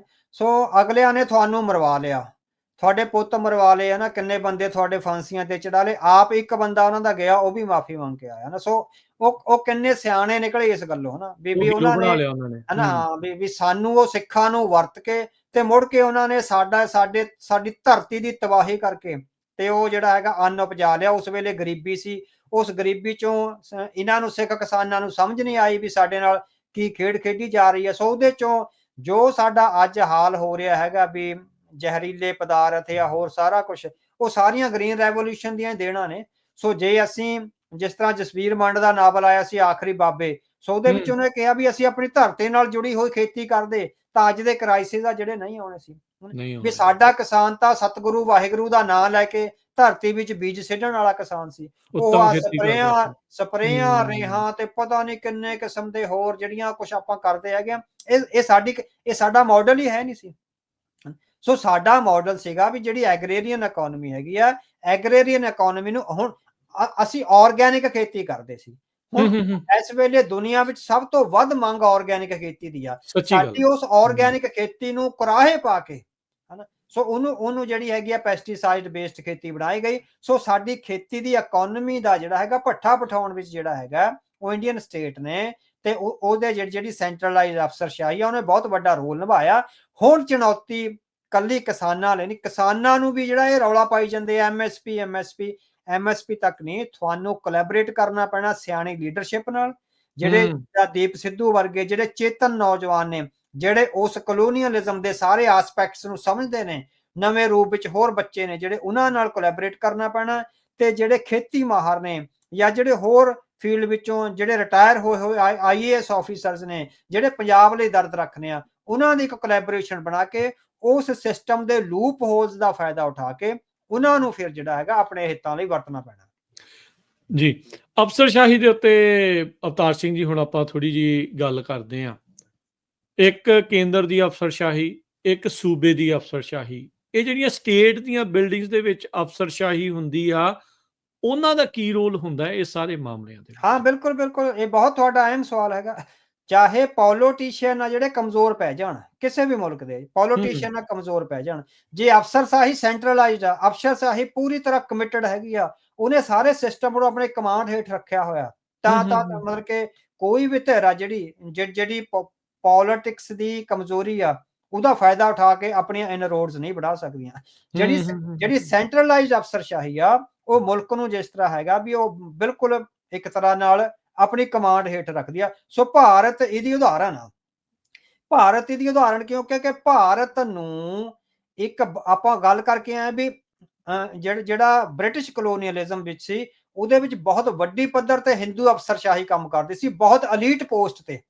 ਹਾਂ ਸੋ ਹਾਂ ਹਾਂ ਭਾਰਤ ਜਦੋਂ ਆਜ਼ਾਦ ਹੋਇਆ 1947 ਵਿੱਚ, ਉਹਨਾਂ ਨੂੰ ਇੱਕ ਬਣੀ ਬਣਾਈ ਸੈਂਟਰਲਾਈਜ਼ਡ ਕਮਾਂਡ ਅਫਸਰਸ਼ਾਹੀ ਮਿਲ ਗਈ। ਆ ਜਿਹੜੇ ਉਹ ਆਈਪੀਐਸ ਆਈਏਐਸ ਇਹ ਇਹਨਾਂ ਦੇ ਹੀ ਸਾਰੇ ਪਹਿਲਾਂ ਕਰਿੰਦੇ ਆ। ਤੋਂ ਹੀ, ਹਾਂ ਪਹਿਲਾਂ ਤੋਂ ਹੀ ਟ੍ਰੇਨਡ ਸੀ ਮੁਲਕ ਨੂੰ ਚਲਾਉਣ ਬਾਰੇ, ਕਿਉਂਕਿ ਹਾਂ ਉਹ ਲੰਮੇ ਸਮੇਂ ਤੋਂ ਲਗਭਗ 70-80 ਸਾਲਾਂ ਤੋਂ ਮੁਲਕ ਨੂੰ ਚਲਾਉਂਦੇ ਆ ਰਹੇ ਸੀ, ਪੀੜ੍ਹੀ ਦਰ ਪੀੜ੍ਹੀ। ਉਹ ਸੈਂਟਰਲਾਈਜ਼ਡ ਜਿਹੜੀ ਹਿੰਦੂ ਅਫਸਰਸ਼ਾਹੀ ਸੀ, ਉਹਨੇ ਮੁੜ ਕੇ ਜਿਉਂ ਹੀ ਭਾਰਤ ਆਜ਼ਾਦ ਹੋਇਆ ਤੇ ਉਹਦੀ ਜਿਹੜੀ ਸਾਰੀ ਕਮਾਂਡ ਔਰ ਸਾਰਾ ਸਿਸਟਮ ਹੈ ਜਿਹੜਾ, ਉਹ ਆਪਣੇ ਹੱਥ ਵਿੱਚ ਲੈ ਲਿਆ ਤੇ ਮੁਲਕ ਨੂੰ ਇੱਕ ਤਰ੍ਹਾਂ ਦਾ ਵੀ ਟਰੈਕ ਤੇ ਜਿਹੜਾ ਪਾ ਲਿਆ ਹੈਗਾ। ਹੁਣ ਇਹਦੇ ਮੁਕਾਬਲੇ ਤੇ ਤੁਸੀਂ ਦੇਖੋ ਤੇ ਜਿਹੜੇ ਨਾ ਸਾਡੇ ਕੋਲ ਦੋ ਹੈਗੇ ਨੇ ਜਿਹੜੇ ਇਹਦੇ ਬਾਰੇ, ਸਟੇਟ ਦੀ ਫਾਰਮੇਸ਼ਨ ਬਾਰੇ ਨਾ। ਹਾਂਜੀ। ਇੱਕ ਮਾਰਕ ਟਿੱਲੀ ਹੈ, ਚਾਰਲਸ ਟਿੱਲੀ ਹੈਗੇ ਆ, ਤੇ ਦੂਸਰੇ ਵਾਲਸਟੀਨ ਆ। ਬਹੁਤ ਵੱਡੇ ਵਿਦਵਾਨ ਆ। ਜਿਹੜੇ ਸਟੇਟ ਫਾਰਮੇਸ਼ਨ ਵਿੱਚ ਜਿਨ੍ਹਾਂ ਨੇ ਵੀ ਕੰਮ ਕਰਨਾ ਹੈਗਾ, ਉਹ ਚਾਰਲਸ ਟਿੱਲੀ ਤੇ ਵਾਲਸਟੀਨ ਦੀ ਥਿਊਰੀ ਤੋਂ ਜਿਹੜਾ ਹੈਗਾ ਉਹ ਸਾਨੂੰ ਇਨਪੁਟਸ ਆ ਜਿਹੜੀਆਂ ਮਿਲਦੀਆਂ। ਸੋ ਵਾਲਸਟੋਨ ਨੇ ਵੀ ਇਹੀ ਗੱਲ ਕਹੀ ਹੈਗੀ ਆ ਤੇ ਚਾਰਲਸ ਟਿੱਲੀ ਨੇ ਵੀ ਇਹੀ ਗੱਲ ਕਹੀ ਹੈਗੀ ਆ। ਸੋ ਇਹ ਕਹਿੰਦੇ ਹੈਗੇ ਆ ਵੀ ਜਿਹੜੀ ਸੈਂਟਰਲਾਈਜ਼ਡ ਤੇ ਕੰਟਰੋਲਡ ਅਫਸਰਸ਼ਾਹੀ ਆ, ਉਹ ਫੌਜੀ ਰਾਜ ਪਲਟੇ ਨਹੀਂ ਹੋਣ ਦਿੰਦੀ। ਹੁਣ ਤੁਸੀਂ ਦੇਖੋ ਭਾਰਤ ਵਿੱਚ ਕਦੀ ਫੌਜੀ ਰਾਜ ਪਲਟਾ ਨਹੀਂ ਹੋਇਆ, ਕਿਉਂਕਿ ਅਫਸਰਸ਼ਾਹੀ ਕੰਟਰੋਲਡ ਐਂਡ ਸੈਂਟਰਲਾਈਜ਼ਡ ਆ। ਪਾਕਿਸਤਾਨ ਨੂੰ ਉਹ ਨਹੀਂ ਮਿਲੀ ਅਫਸਰਸ਼ਾਹੀ, ਤੇ ਬਰਮਾ ਨੂੰ ਉਹ ਨਹੀਂ ਮਿਲੀ। ਲਗਾਤਾਰ ਰਾਜ ਪਲਟੇ ਹੋ ਰਹੇ ਆ। ਸਾਰੀ ਅਫਸਰਸ਼ਾਹੀ ਦਾ ਮੇਨ ਹਿੱਸਾ ਬ੍ਰਿਟਿਸ਼ ਦਾ ਕਲੋਨੀਅਲਿਜ਼ਮ ਦਾ, ਉਹਦੇ ਵਿੱਚ ਹਿੰਦੂ ਅਫਸਰਸ਼ਾਹੀ ਮੇਨ ਰੂਪ ਚ ਰਹੀ ਆ। ਪਾਕਿਸਤਾਨ ਨੂੰ ਉਹ ਬੂਮ ਨਹੀਂ ਮਿਲਿਆ, ਉਹ ਜਿਹੜੀ ਹੈਗੀ ਆ ਉਹ ਇੱਕ ਤਰ੍ਹਾਂ ਨਾਲ ਵਰਦਾਨ ਨਹੀਂ ਮਿਲਿਆ ਉਹਨਾਂ ਚ, ਤਾਂ ਹੀ ਜਿਹੜੇ ਫੌਜੀ ਰਾਜ ਪਲਟੇ ਆ ਜਿਹੜੇ ਹੁੰਦੇ ਆ। ਹੁਣ ਇੰਨੀ ਜ਼ਿਆਦਾ ਸੈਂਟਰਲਾਈਜ਼ਡ ਆ। ਤੁਸੀਂ ਦੇਖੋ ਪੰਜਾਬ ਵਿੱਚ 99% ਅਫਸਰਸ਼ਾਹੀ ਵਿਦੇਸ਼ ਜਿਹੜਾ ਇੰਡੀਆ ਤੋਂ ਆਈ ਹੋਈ ਆ। ਜਿਹੜੀ ਡਿਸੀਜਨ ਮੇਕਿੰਗ ਅਫਸਰਸ਼ਾਹੀ ਆ ਪੰਜਾਬ ਵਿੱਚ, ਜਿਹਨੇ ਡਿਸਾਈਡ ਕਰਨਾ, ਉਹ ਸਾਰੀ ਗੈਰ ਪੰਜਾਬੀ ਆ, ਸਾਰੀ ਕੇਂਦਰੀ ਹੈ। ਈਵਨ ਪੰਜਾਬ ਪੁਲਿਸ ਵਿੱਚ ਵੀ ਜਿਹੜੀ ਡਿਸੀਜਨ ਮੇਕਿੰਗ ਆ, ਉਹ ਸਾਰੀ ਸੈਂਟਰ ਦੀ ਆ, ਸਾਰੀ ਅਫਸਰਸ਼ਾਹੀ ਆ। ਜਿਹੜੇ ਪੰਜਾਬ ਪੁਲਿਸ ਦੇ ਇੰਸਪੈਕਟਰ ਆ, ਡੀਐਸਪੀ ਲੈਵਲ ਦੇ ਜਿਹੜੇ ਆਫੀਸਰ ਆ, ਉਹ ਸਿਰਫ ਡੰਡੇ ਮਾਰਨ ਤੇ ਲੋਕਾਂ ਨੂੰ ਕੁੱਟਣ ਲਈ ਰੱਖੇ ਹੋਏ ਆ। ਉਹਨਾਂ ਦਾ ਡਿਸੀਜਨ ਮੇਕਿੰਗ ਚ ਕੋਈ ਹੱਥ ਨਹੀਂ ਹੈ। ਸੋ ਸੈਂਟਰ, ਇਹ ਤੁਸੀਂ ਦੇਖੋ ਵੀ ਸਿੱਖ ਆਈਏਐਸ ਅਫਸਰ ਵੀ ਜਿਹੜਾ ਹੈਗਾ, ਉਹ ਸਿੱਖਾਂ ਦੇ ਖਿਲਾਫ ਸਾਜ਼ਿਸ਼ਾਂ ਵਿੱਚ ਸ਼ਾਮਲ ਨੇ। ਆਈਪੀਐਸ ਆਫੀਸਰ ਵੀ ਸਿੱਖਾਂ ਦੇ ਖਿਲਾਫ ਸਾਜ਼ਿਸ਼ਾਂ ਵਿੱਚ ਸ਼ਾਮਲ ਨੇ। ਉਹ ਸਿਸਟਮ ਨੇ ਇਸ ਤਰ੍ਹਾਂ ਦੀ ਅਫਸਰਸ਼ਾਹੀ ਕ੍ਰੀਏਟ ਕਰ ਲਈ ਹੈ, ਜਿਹੜੀ ਆਪਣੀ ਭਾਈਚਾਰੇ ਦੇ ਖਿਲਾਫ ਹੀ ਭੁਗਤ ਸਕਦੀ ਹੈ। ਸੋ ਇਸ ਲੈਵਲ ਤੇ ਹੁਣ ਕਿਸਾਨਾਂ ਨੂੰ ਤੇ ਕਿਸਾਨ ਹਥਿਆਸ਼ੀ ਪੋਲੀਟੀਸ਼ੀਅਨਸ ਨੂੰ ਇਹ ਚੈਲੰਜ ਹੈਗਾ ਵੀ ਇਸ ਸੈਂਟਰਲਾਈਜ਼ ਅਫਸਰਸ਼ਾਹੀ ਦੇ ਵਿੱਚ ਤੁਸੀਂ ਦੇਖੋ ਵੀ ਪਾਕਿਸਤਾਨ ਵਿੱਚ ਲਗਾਤਾਰ ਰਾਜ ਪਲਟੇ ਹੋ ਰਹੇ ਆ, ਬਰਮਾ ਵਿੱਚ ਲਗਾਤਾਰ ਰਾਜ ਪਲਟੇ ਹੋ ਰਹੇ ਆ। ਸੋ ਭਾਰਤ ਵਿੱਚ ਕਦੇ ਫੌਜੀ ਰਾਜ ਪਲਟਾ ਨਹੀਂ ਹੋਇਆ, ਕਿਉਂਕਿ ਅਫਸਰਸ਼ਾਹੀ ਕੰਟਰੋਲਡ ਆ। ਉਹਨਾਂ ਨੇ ਅਦਾਲਤਾਂ ਤੋਂ ਲੈ ਕੇ, ਚੋਣ ਕਮਿਸ਼ਨ ਤੋਂ ਲੈ ਕੇ, ਮੀਡੀਆ ਤੋਂ ਲੈ ਕੇ, ਛੋਟੇ ਜਿਹੜਾ ਪਿੰਡਾਂ ਵਿੱਚ ਰਹਿ ਰਹੇ ਪੱਤਰਕਾਰ ਆ, ਉਹ ਤੱਕ ਵੀ ਉਹਨਾਂ ਨੇ ਆਪਣੀ ਕਮਾਂਡ ਵਿੱਚ ਰੱਖੇ ਹੋਏ ਆ ਵੀ ਕੋਈ ਗਲਤ ਇਨਫੋਰਮੇਸ਼ਨ ਨਹੀਂ ਜਾਣੀ ਚਾਹੀਦੀ। ਸੋ ਤੁਹਾਡੀ ਚੁਣੌਤੀ ਇਸ ਸੈਂਟਰਲਾਈਜ਼ਡ ਅਫਸਰਸ਼ਾਹੀ ਦੀਆਂ ਕਮਜ਼ੋਰੀਆਂ ਤੇ ਉਸ ਸਿਸਟਮ ਦੀਆਂ ਕਮਜ਼ੋਰੀਆਂ ਵਿੱਚ ਕਿਸਾਨਾਂ ਲਈ ਜਿਹੜੀ ਚੁਣੌਤੀ ਹੈਗੀ ਆ ਵੀ ਉਹ ਐਗਰੇਰੀਅਨ ਜਿਸ ਅਵਸਥਾ ਵਿੱਚ ਰਹਿ ਰਿਹਾ, ਉਸ ਐਗਰੇਰੀਅਨ ਇਕੋਨਮੀ ਨੂੰ ਡਿਜੀਟਲ ਇਕੋਨਮੀ ਤੱਕ ਛਾਲ ਮਰਾਉਣੀ ਆ ਉਹਨਾਂ ਨੇ। ਸੋ ਸਾਰਿਆਂ ਕੁਛ ਨੂੰ ਵੀ ਦੀਆਂ ਲੋ ਪੋਲਸ ਨੂੰ ਲੈ ਕੇ, ਇਕੋਨਮੀ ਦੀਆਂ ਕਲੈਕਟਿਵਨੈਸ ਨੂੰ ਲੈ ਕੇ, ਸੋ ਉਸ ਇਕੋਨਮੀ ਨੂੰ ਫਿਰ ਜਿਹੜਾ ਹੈਗਾ ਵੀ ਸੈਂਟਰਲਾਈਜ਼ਡ ਸਟੇਟ, ਪੰਜਾਬ ਦੀ ਸੈਂਟਰਲਾਈਜ਼ਡ ਸਟੇਟ, ਜਿਹੜੀ ਖੇਤੀ ਆ ਸਾਡੀ, ਉਹ ਕੌਮੀ ਇਕੋਨਮੀ ਆ, ਸਾਡੀ ਨੈਸ਼ਨਲ ਇਕੋਨਮੀ ਆ, ਸਿੱਖਾਂ ਦੀ ਨੈਸ਼ਨਲ ਇਕੋਨਮੀ ਆ। ਸੋ ਜਿਹੜੀ ਨੈਸ਼ਨਲ ਇਕੋਨਮੀ ਆ ਤੁਹਾਡੀ, ਉਹਦੇ ਡਿਸੀਜਨ ਮੇਕਰ ਤੁਸੀਂ ਹੋਣੇ ਚਾਹੀਦੇ ਆ। ਸੋ ਤੁਹਾਨੂੰ ਉਸ ਪੋਜੀਸ਼ਨ ਵਿੱਚ ਪੋਲੀਟੀਕਲੀ ਆਉਣੀ ਪੈਣਾ ਵੀ ਤੁਸੀਂ ਆਪਣੀ ਜਿਹੜੀ ਕੌਮੀ ਇਕੋਨਮੀ ਆ, ਉਹਦੀ ਡਿਸੀਜਨ ਮੇਕਿੰਗ ਆਪ ਕਰ ਸਕੋ, ਤੁਹਾਡੇ ਤੇ ਥੋਪੇ ਨਾ ਜਾਣ ਡਿਸੀਜਨ। ਇਹ ਚੈਲੰਜ ਆ ਜਿਹੜੇ ਪੰਜਾਬ ਦੀ ਇਕੋਨਮੀ ਦੇ ਜਾਂ ਪੰਜਾਬ ਦੀ ਕਿਸਾਨੀ ਦੇ ਹੈਗੇ ਆ। ਇਹ ਡੰਮ ਕਿੱਦਾਂ ਟੁੱਟੂਗਾ? ਇਹ ਅਫਸਰਸ਼ਾਹੀ ਦਾ ਡੰਮ ਕਿੱਦਾਂ ਟੁੱਟ ਸਕਦਾ? ਆਪਾਂ ਕਹਿ ਦਿੰਦੇ ਆ ਵੀ ਇਹ ਚੈਲੰਜ ਹੈਗੇ, ਪਰ ਇਹ ਚੈਲੰਜ ਨੂੰ ਤੋੜਨ ਦੇ ਲਈ ਕਿਹੜੇ ਕਦਮ ਆ ਜਿਹੜੇ ਚੱਕਣ ਦੀ ਜ਼ਰੂਰਤ ਹੈ? ਹਾਂ, ਬਿਲਕੁਲ ਤੁਹਾਡਾ ਬਹੁਤ ਸਹੀ ਸਵਾਲ ਹੈਗਾ। ਸੋ ਆਪਾਂ ਨੂੰ ਇਹ ਪਤਾ ਹੈ ਸੈਂਟਰਲਾਈਜ਼ਡ ਜਿਹੜੀ ਅਫਸਰਸ਼ਾਹੀ ਆ ਬਹੁਤ ਵੱਡੀ ਆ, ਪਰ ਉਹਦੇ ਲਈ ਇੱਕ ਜੇਮਸ ਸੀ ਸਕਾਟ ਦੀ ਕਿਤਾਬ ਹੈਗੀ ਆ, ਇੱਥੇ ਯੇਲ ਯੂਨੀਵਰਸਿਟੀ ਦੇ ਪ੍ਰੋਫੈਸਰ ਆ, ਉਹਨਾਂ ਦੀ ਕਿਤਾਬ ਹੈਗੀ ਆ domination and the arts of resistance. ਵੀ ਜਿਹੜੀਆਂ ਬਹੁਤ ਲੰਮੇ ਸਮੇਂ ਤੱਕ ਕੌਮਾਂ ਗੁਲਾਮ ਰਹਿੰਦੀਆਂ, ਉਹ ਕਿੱਦਾਂ ਜਿਹੜੀ ਕਲਾ ਸਿੱਖ ਲੈਂਦੀਆਂ ਉਸ ਗੁਲਾਮੀ ਦੇ ਖਿਲਾਫ ਸੰਘਰਸ਼ ਕਰਨ ਦੀ। ਅੱਛਾ। ਉਹ ਬਹੁਤ ਸਾਰੇ ਉਹਨਾਂ ਨੇ ਬਹੁਤ ਜਿੱਦਾਂ ਸੈਂਕੜੇ ਹੀ ਨੁਕਤੇ ਦਿੱਤੇ ਆ ਵੀ ਕੌਮਾਂ ਕਿਸ ਤਰ੍ਹਾਂ ਗੁਲਾਮੀ ਦੇ ਖਿਲਾਫ ਇਹ ਆਰਟ ਬਣ ਜਾਂਦਾ, ਕਹਿੰਦਾ ਰੈਜ਼ਿਸਟੈਂਸ ਇੱਕ ਆਰਟ ਬਣ ਜਾਂਦਾ ਉਹਨਾਂ ਲਈ ਹਨਾ। ਹੂੰ ਸੋ ਹੂੰ ਉਹਦੇ ਹੂੰ ਵਿੱਚੋਂ ਪੰਜਾਬ ਦੀ ਕਿਸਾਨੀ ਨੂੰ ਸਭ ਤੋਂ ਪਹਿਲਾਂ ਤਾਂ ਆਪਣਾ ਬਲੂ ਪ੍ਰਿੰਟ ਜਿਹੜਾ ਹੈਗਾ ਵੀ ਉਹ ਡਿਵੈਲਪ ਕਰਨਾ ਪਊਗਾ ਵੀ ਸਾਡੇ ਲਈ ਚੈਲੰਜਸ ਕੀ ਆ, ਸਾਡੀ ਜਿਹੜੀ ਐਗਰੇਰੀਅਨ ਇਕੋਨਮੀ ਨੂੰ ਅਸੀਂ ਪੈਰਾਫਰੀ ਤੋਂ ਚੁੱਕ ਕੇ ਪਹਿਲਾਂ ਸੈਮੀ ਪੈਰਾਫਰੀ ਤੇ ਫਿਰ ਜਿੱਦਾਂ ਮੇਨ ਨਿਊਕਲੀਅਸ ਵਿੱਚ ਕਿੱਦਾਂ ਲੈ ਕੇ ਆਉਣਾ, ਉਹਦੇ ਲਈ ਬਕਾਇਦਾ ਸਾਬਕਾ ਖੇਤੀ ਮਾਹਰਾਂ ਨਾਲ, ਜਿਸ ਤਰ੍ਹਾਂ ਪ੍ਰੀਤਮ ਸਿੰਘ IAS ਦੀ ਕਿਤਾਬ ਇੱਕ ਆਈ ਸੀ ਪੋਲੀਟੀਕਲ ਇਕੋਨਮੀ ਆਫ ਪੰਜਾਬ, ਉਹ ਬਹੁਤ ਹਾਂਜੀ ਕਮਾਲ ਦੀ ਕਿਤਾਬ ਸੀ ਹਨਾ। ਸੋ ਬਹੁਤ ਹੀ ਕਮਾਲ ਦੀ ਕਿਤਾਬ ਹੈਗੀ। ਸੋ ਉਸ ਤਰ੍ਹਾਂ ਦੇ ਜਿਹੜੇ ਜਿਹੜੇ ਚਿੰਤਕ ਨੇ, ਜਿਹੜੇ ਬੇਸ਼ੱਕ IAS ਅਫਸਰ ਦੇ ਤੌਰ ਤੇ ਰਿਟਾਇਰ ਹੋਇਆ, ਹੁਣ ਜਿਹੜੇ ਰਿਟਾਇਰਡ ਆਫੀਸਰਸ ਆ ਉਹ ਤੁਹਾਡੀ ਜਿਹੜੀ ਇਹ ਕਰ ਸਕਦੇ ਆ। ਉਹਦੇ ਵਿੱਚ ਚੈਲੰਜਸ ਕੀ ਨੇ, ਉਹਦੇ ਵਿੱਚ ਸਟੇਕ ਹੋਲਡਰ ਕਿਹੜੇ ਨੇ, ਕੱਲਾ ਇਹੀ ਨਾ ਕਹੇ ਵੀ ਮੈਂ ਕਿਸਾਨ ਆਗੂ ਆ ਸਿਰਫ ਮੇਰੀ ਲੀਡਰਸ਼ਿਪ ਹੋਊਗੀ, ਨਹੀਂ, ਇੱਕ ਹੂੰ ਹੂੰ ਕਲੈਕਟਿਵ ਲੀਡਰਸ਼ਿਪ ਹੋਊਗੀ। ਉਹਦੇ ਵਿੱਚ ਸਾਨੂੰ ਇੱਕ ਤਾਂ ਖੇਤੀ ਯੂਨੀਵਰਸਿਟੀ ਦੇ, ਬਾਕੀ ਯੂਨੀਵਰਸਿਟੀਆਂ ਦੇ ਪ੍ਰੋਫੈਸਰ ਵੀ ਜਿਹੜੇ ਜਿਹੜੇ ਐਜੂਕੇਸ਼ਨਿਸਟ ਆ, ਮੈਥੇਮੈਟੀਸ਼ੀਅਨ ਹੈਗੇ ਆ, ਇਕੋਨੋਮਿਸਟ ਹੈਗੇ ਆ, ਉਹਨਾਂ ਸਾਰਿਆਂ ਨੂੰ ਲੈ ਕੇ ਇੱਕ ਕਲੈਕਟਿਵ ਗਰੁੱਪ ਆ ਜਿਹੜਾ ਬਣਾਉਣਾ ਪਵੇਗਾ। ਸੋ ਆਰਟ ਆਫ ਰੈਜ਼ਿਸਟੈਂਸ ਆ ਜਿਹੜਾ ਸਾਨੂੰ ਉਹ ਸਮਝਣਾ ਪਵੇਗਾ। ਸੋ ਤਾਂ ਅਸੀਂ ਜੇ ਸਾਡਾ ਬਲੂ ਪ੍ਰਿੰਟ ਬਣਦਾ, ਉਹ ਤੋਂ ਬਾਅਦ ਜਿਹੜਾ ਐਕਟਿਵਿਜ਼ਮ ਆ ਉਹ ਸਾਡਾ ਚੱਲੇਗਾ। ਸੋ ਇਹ ਲੰਬੀ ਖੇਡ ਹੈਗੀ ਆ, ਪਰ ਜਦੋਂ ਆਰਟ ਆਫ ਰੈਜ਼ਿਸਟੈਂਸ ਕੌਮਾਂ ਸਿੱਖ ਜਾਂਦੀਆਂ ਨੇ, ਸੋ ਫਿਰ ਉਹ ਆਪਣੀ ਐਗਰੇਰੀਅਨ ਇਕੋਨਮੀ ਨੂੰ ਜਿਹੜੀ ਡਿਕੇ ਵਿੱਚ ਹੈ, ਜਿਹੜੀ ਟੁੱਟ ਰਹੀ ਹੈ, ਜਿਹੜੀ ਖਤਮ ਹੋ ਰਹੀ ਹੈ, ਉਹਨੂੰ ਮੁੜ ਕੇ ਜੀਵੰਤ ਕਰਕੇ ਅੱਗੇ ਲੈ ਕੇ ਜਾ ਸਕਦੇ ਆ। ਇਹ ਕਿਤਾਬ ਦਾ ਨਾਂ ਇੱਕ ਵਾਰੀ ਫੇਰ ਦੱਸਣਾ ਜਿਹੜੀ ਤੁਸੀਂ ਗੱਲ ਕੀਤੀ ਆ ਆਰਟ ਆਫ ਰੈਜ਼ਿਸਟੈਂਸ ਵਾਲੀ, ਕਿਹਦੀ ਕਿਤਾਬ ਆ? ਕਿਉਂਕਿ ਇਹ ਸਾਰਿਆਂ ਨੂੰ ਇਹਦਾ ਮਤਲਬ ਪੜ੍ਹਨੀ ਜ਼ਰੂਰ ਚਾਹੀਦੀ ਆ। ਹਾਂਜੀ ਹਾਂਜੀ। ਸੋ ਜੇਮਸ ਸੀ ਸਕਾਟ ਆ, ਉਹਨਾਂ ਦੇ ਜਿਹੜਾ ਹੈਗਾ ਇਹ ਯੇਲ ਯੂਨੀਵਰਸਿਟੀ ਆ ਅਮਰੀਕਾ ਵਿੱਚ, ਉਹਦੇ ਪ੍ਰੋਫੈਸਰ ਨੇ, domination and the arts of resistance, ਉਹਨਾਂ ਦੀ ਇਹ ਕਿਤਾਬ ਹੈ। ਠੀਕ ਹੈ ਜੀ। ਅੱਛਾ, ਹੁਣ ਤੁਸੀਂ ਕਿਹਾ ਵੀ ਇਹ ਕਲੈਕਟਿਵ ਵਾਲੀ ਜਿਹੜੀ ਗੱਲ ਆ, ਆਪਾਂ ਪੰਜਾਬ ਦੇ ਵਿੱਚ ਇਹ ਮਸਲਾ ਦੇਖਦੇ ਹਾਂ ਵੀ ਹੁਣ ਵੀ ਮੇਰੀ ਮੁੱਛ ਖੜੀ ਰਹਿਣੀ ਚਾਹੀਦੀ, ਵੀ ਮੇਰੀ ਸਰਦਾਰੀ ਹੋਣੀ ਚਾਹੀਦੀ, ਵੀ ਮੇਰਾ ਝੰਡਾ ਝੂਲੇ, ਵੀ ਮੇਰੀ ਫੱਟੀ ਜਿਹੜੀ ਸਭ ਤੋਂ ਸੋਹਣੀ ਆ ਦੁਕਾਨ ਦੀ। ਇਹ ਰੌਲੇ ਚੋਂ ਕਿੱਦਾਂ ਨਿਕਲਣਾ ਆ ਕਿਸਾਨਾਂ ਨੇ, ਸਿੱਖਾਂ ਨੇ? ਇਹਦੇ ਚੋਂ ਕਿੱਦਾਂ ਨਿਕਲ ਕੇ ਕਲੈਕਟਿਵ ਵਾਲੇ ਪਾਸੇ ਨੂੰ ਤੁਰਨਾ ਕਿੱਦਾਂ ਆ? ਕਿਉਂਕਿ ਇਹਦੇ ਤੇ ਲੱਤਾਂ ਖਿੱਚਣ ਨੂੰ ਤਾਂ ਆਪਾਂ ਮੋਹਰੇ ਹੋ ਜਾਂਦੇ। ਹਾਂਜੀ, ਇਹ ਜਿਹੜਾ ਹੈਗਾ, ਇੱਕ ਤਾਂ ਆਪਾਂ ਇਹਨੂੰ ਫਿਊਡਲਿਜ਼ਮ ਕਹਿ ਸਕਦੇ ਹਾਂ, ਜਿਹੜਾ ਕਬੀਲਾਈ ਕਲਚਰ ਹੈਗਾ। ਠੀਕ ਦੂਜਾ ਹੈ। ਆਪਾਂ ਇਹਨੂੰ ਵਿਪਰਨ ਕੀ ਰੀਤ ਕਹਿ ਸਕਦੇ ਹਾਂ। ਸੋ ਗੁਰੂ ਸਾਹਿਬ ਨੇ ਕਿਹਾ, ਜਬ ਇਹ ਗਹੇ ਵਿਪਰਨ ਕੀ ਰੀਤ, ਮੈਂ ਨਾ ਕਰੂੰ ਇਨ ਕੀ ਪ੍ਰਤੀਤ। ਸੋ ਇਹ ਸਾਡੇ ਚ ਵਿਪਰਨ ਕੀ ਰੀਤ ਦੇ, ਇਹ ਉਹਨਾਂ ਦੀ ਤਰਜ਼ੇ ਜ਼ਿੰਦਗੀ ਆ, ਵਿਪਰਨ ਕੀ ਰੀਤ ਵਾਲਿਆਂ ਦੀ ਤਰਜ਼ੇ ਜ਼ਿੰਦਗੀ ਆ। ਅਸੀਂ ਉਹਨਾਂ ਦਾ ਮਾਡਲ ਅਪਣਾ ਕੇ ਜਿਹੜੀ ਹੈਗੀ ਆਪਣੀਆਂ ਸਰਗਰਮੀਆਂ ਕਰ ਰਹੇ ਹਾਂ। ਇਹ ਸਿੱਖਾਂ ਦਾ ਮਾਡਲ ਹੈ ਨਹੀਂ, ਇਹ ਲੀਡਰਸ਼ਿਪ ਦਾ ਵੀ, ਅਕੈਡਮੀਸ਼ੀਅਨਸ ਦਾ ਵੀ, ਤੇ ਜਿਹੜਾ ਹੈਗਾ ਵੀ ਇਹ ਕਲੈਕਟਿਵਨੈਸ ਦਾ, ਜਿਹੜਾ ਕਲੈਕਟਿਵਨੈਸ ਨੂੰ ਤਾਰ ਪੀਡੋ ਕਰ ਰਿਹਾ। ਇਹਨੂੰ ਜਿਹੜੇ ਕੌਮਵਾਦ ਦੇ ਵਿਦਵਾਨ ਆ ਉਹ ਕਹਿੰਦੇ ਆ ਵੀ ਅੰਦਰੂਨੀ ਖੋਰਾ ਲੱਗ ਰਿਹਾ। ਉਹਦੇ ਚੋਂ ਅੰਦਰੂਨੀ ਖੋਰਾ ਤਾਂ ਲੱਗਦਾ ਜਦੋਂ ਕੌਮਾਂ ਆਪਣੀ ਪਹਿਚਾਣ ਤੋਂ ਮੁਨਕਰ ਹੋ ਜਾਂਦੀਆਂ, ਜਦੋਂ ਕੌਮਾਂ ਡੀ-ਨੈਸ਼ਨਲਾਈਜ਼ ਹੋ ਜਾਂਦੀਆਂ। ਸੋ ਸਿੱਖ ਨੇ ਜਿਹੜੇ ਐਜ਼ ਏ ਕੌਮ ਡੀ-ਨੈਸ਼ਨਲਾਈਜ਼ ਜਾਣਬੁੱਝ ਕੇ ਹੋ ਰਹੇ ਆ।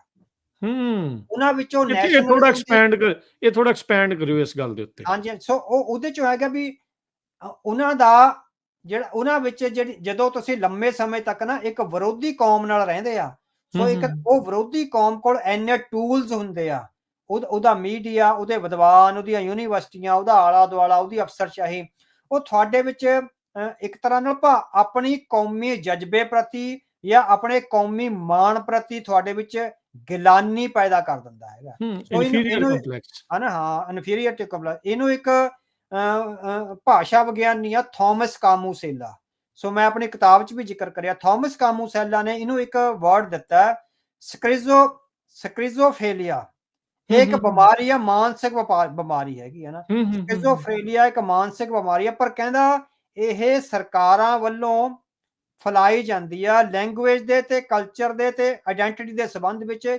ਉਸ ਕੌਮ ਵਿੱਚ ਆਪਣੀ ਬੋਲੀ ਪ੍ਰਤੀ ਉਹ ਗਿਲਾਨੀ ਪੈਦਾ ਹੋ ਜਾਂਦੀ, ਉਹਨੂੰ ਐਂ ਲੱਗਣ ਲੱਗਦਾ ਵੀ ਇਹ ਤਾਂ ਗਵਾਰਾਂ ਦੀ ਭਾਸ਼ਾ, ਸਾਡੀ ਭਾਸ਼ਾ ਤਾਂ ਗਵਾਰਾਂ ਦੀ ਭਾਸ਼ਾ। ਪੰਜਾਬੀ ਬਾਰੇ ਇਹ ਪੈਦਾ ਹੋਣ ਲੱਗ ਗਿਆ ਨਾ ਸ਼ਹਿਰਾਂ 'ਚ, ਹੈਗਾ, ਬਿਲਕੁਲ ਸਹੀ ਗੱਲ। ਵੀ ਉਹ ਹਿੰਦੀ ਬੋਲ ਕੇ ਖੁਸ਼ ਨੇ। ਉਹਨਾਂ ਵਿੱਚ ਇਹ ਗੱਲ ਘਰ ਘਰ ਗਈ ਆ ਵੀ ਪੰਜਾਬੀ ਤਾਂ ਗਵਾਰਾਂ ਦੀ ਭਾਸ਼ਾ, ਜੇ ਅਸੀਂ ਬੋਲਾਂਗੇ ਅਸੀਂ ਅਨਪੜ੍ਹ ਲੱਗਾਂਗੇ।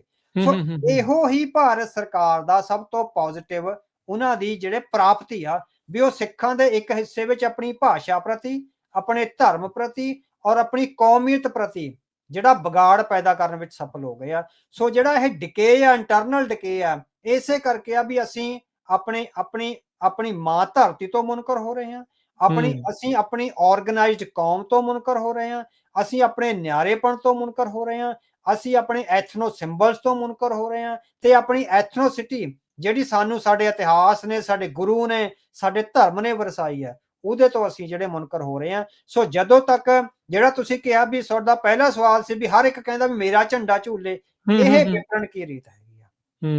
ਜਦੋਂ ਸਾਡੇ 'ਚ ਇਹ ਆਊਗਾ, ਜਦੋਂ ਆਊਗਾ ਵੀ ਅਸੀਂ ਇੱਕੋ ਗੁਰੂ ਦੇ ਪੁੱਤਰ ਹੈਗੇ ਆ, ਜਦੋਂ ਗੁਰੂ ਦੇ ਪੁੱਤਰ ਮਿਲ ਬੈਠਣਗੇ ਉਸ ਸੱਚੀ ਭਾਵਨਾ 'ਚ, ਗੁਰਮੁਖ ਬੈਸੋ ਸਫਾ ਵਿਛਾਏ ਦੇ ਹਿਸਾਬ ਨਾਲ, ਫਿਰ ਇਹ ਭਾਵਨਾ ਹੀ ਨਹੀਂ ਆਉਂਦੀ ਵੀ ਮੈਂ ਲੀਡਰ ਬਹਿਣਾ।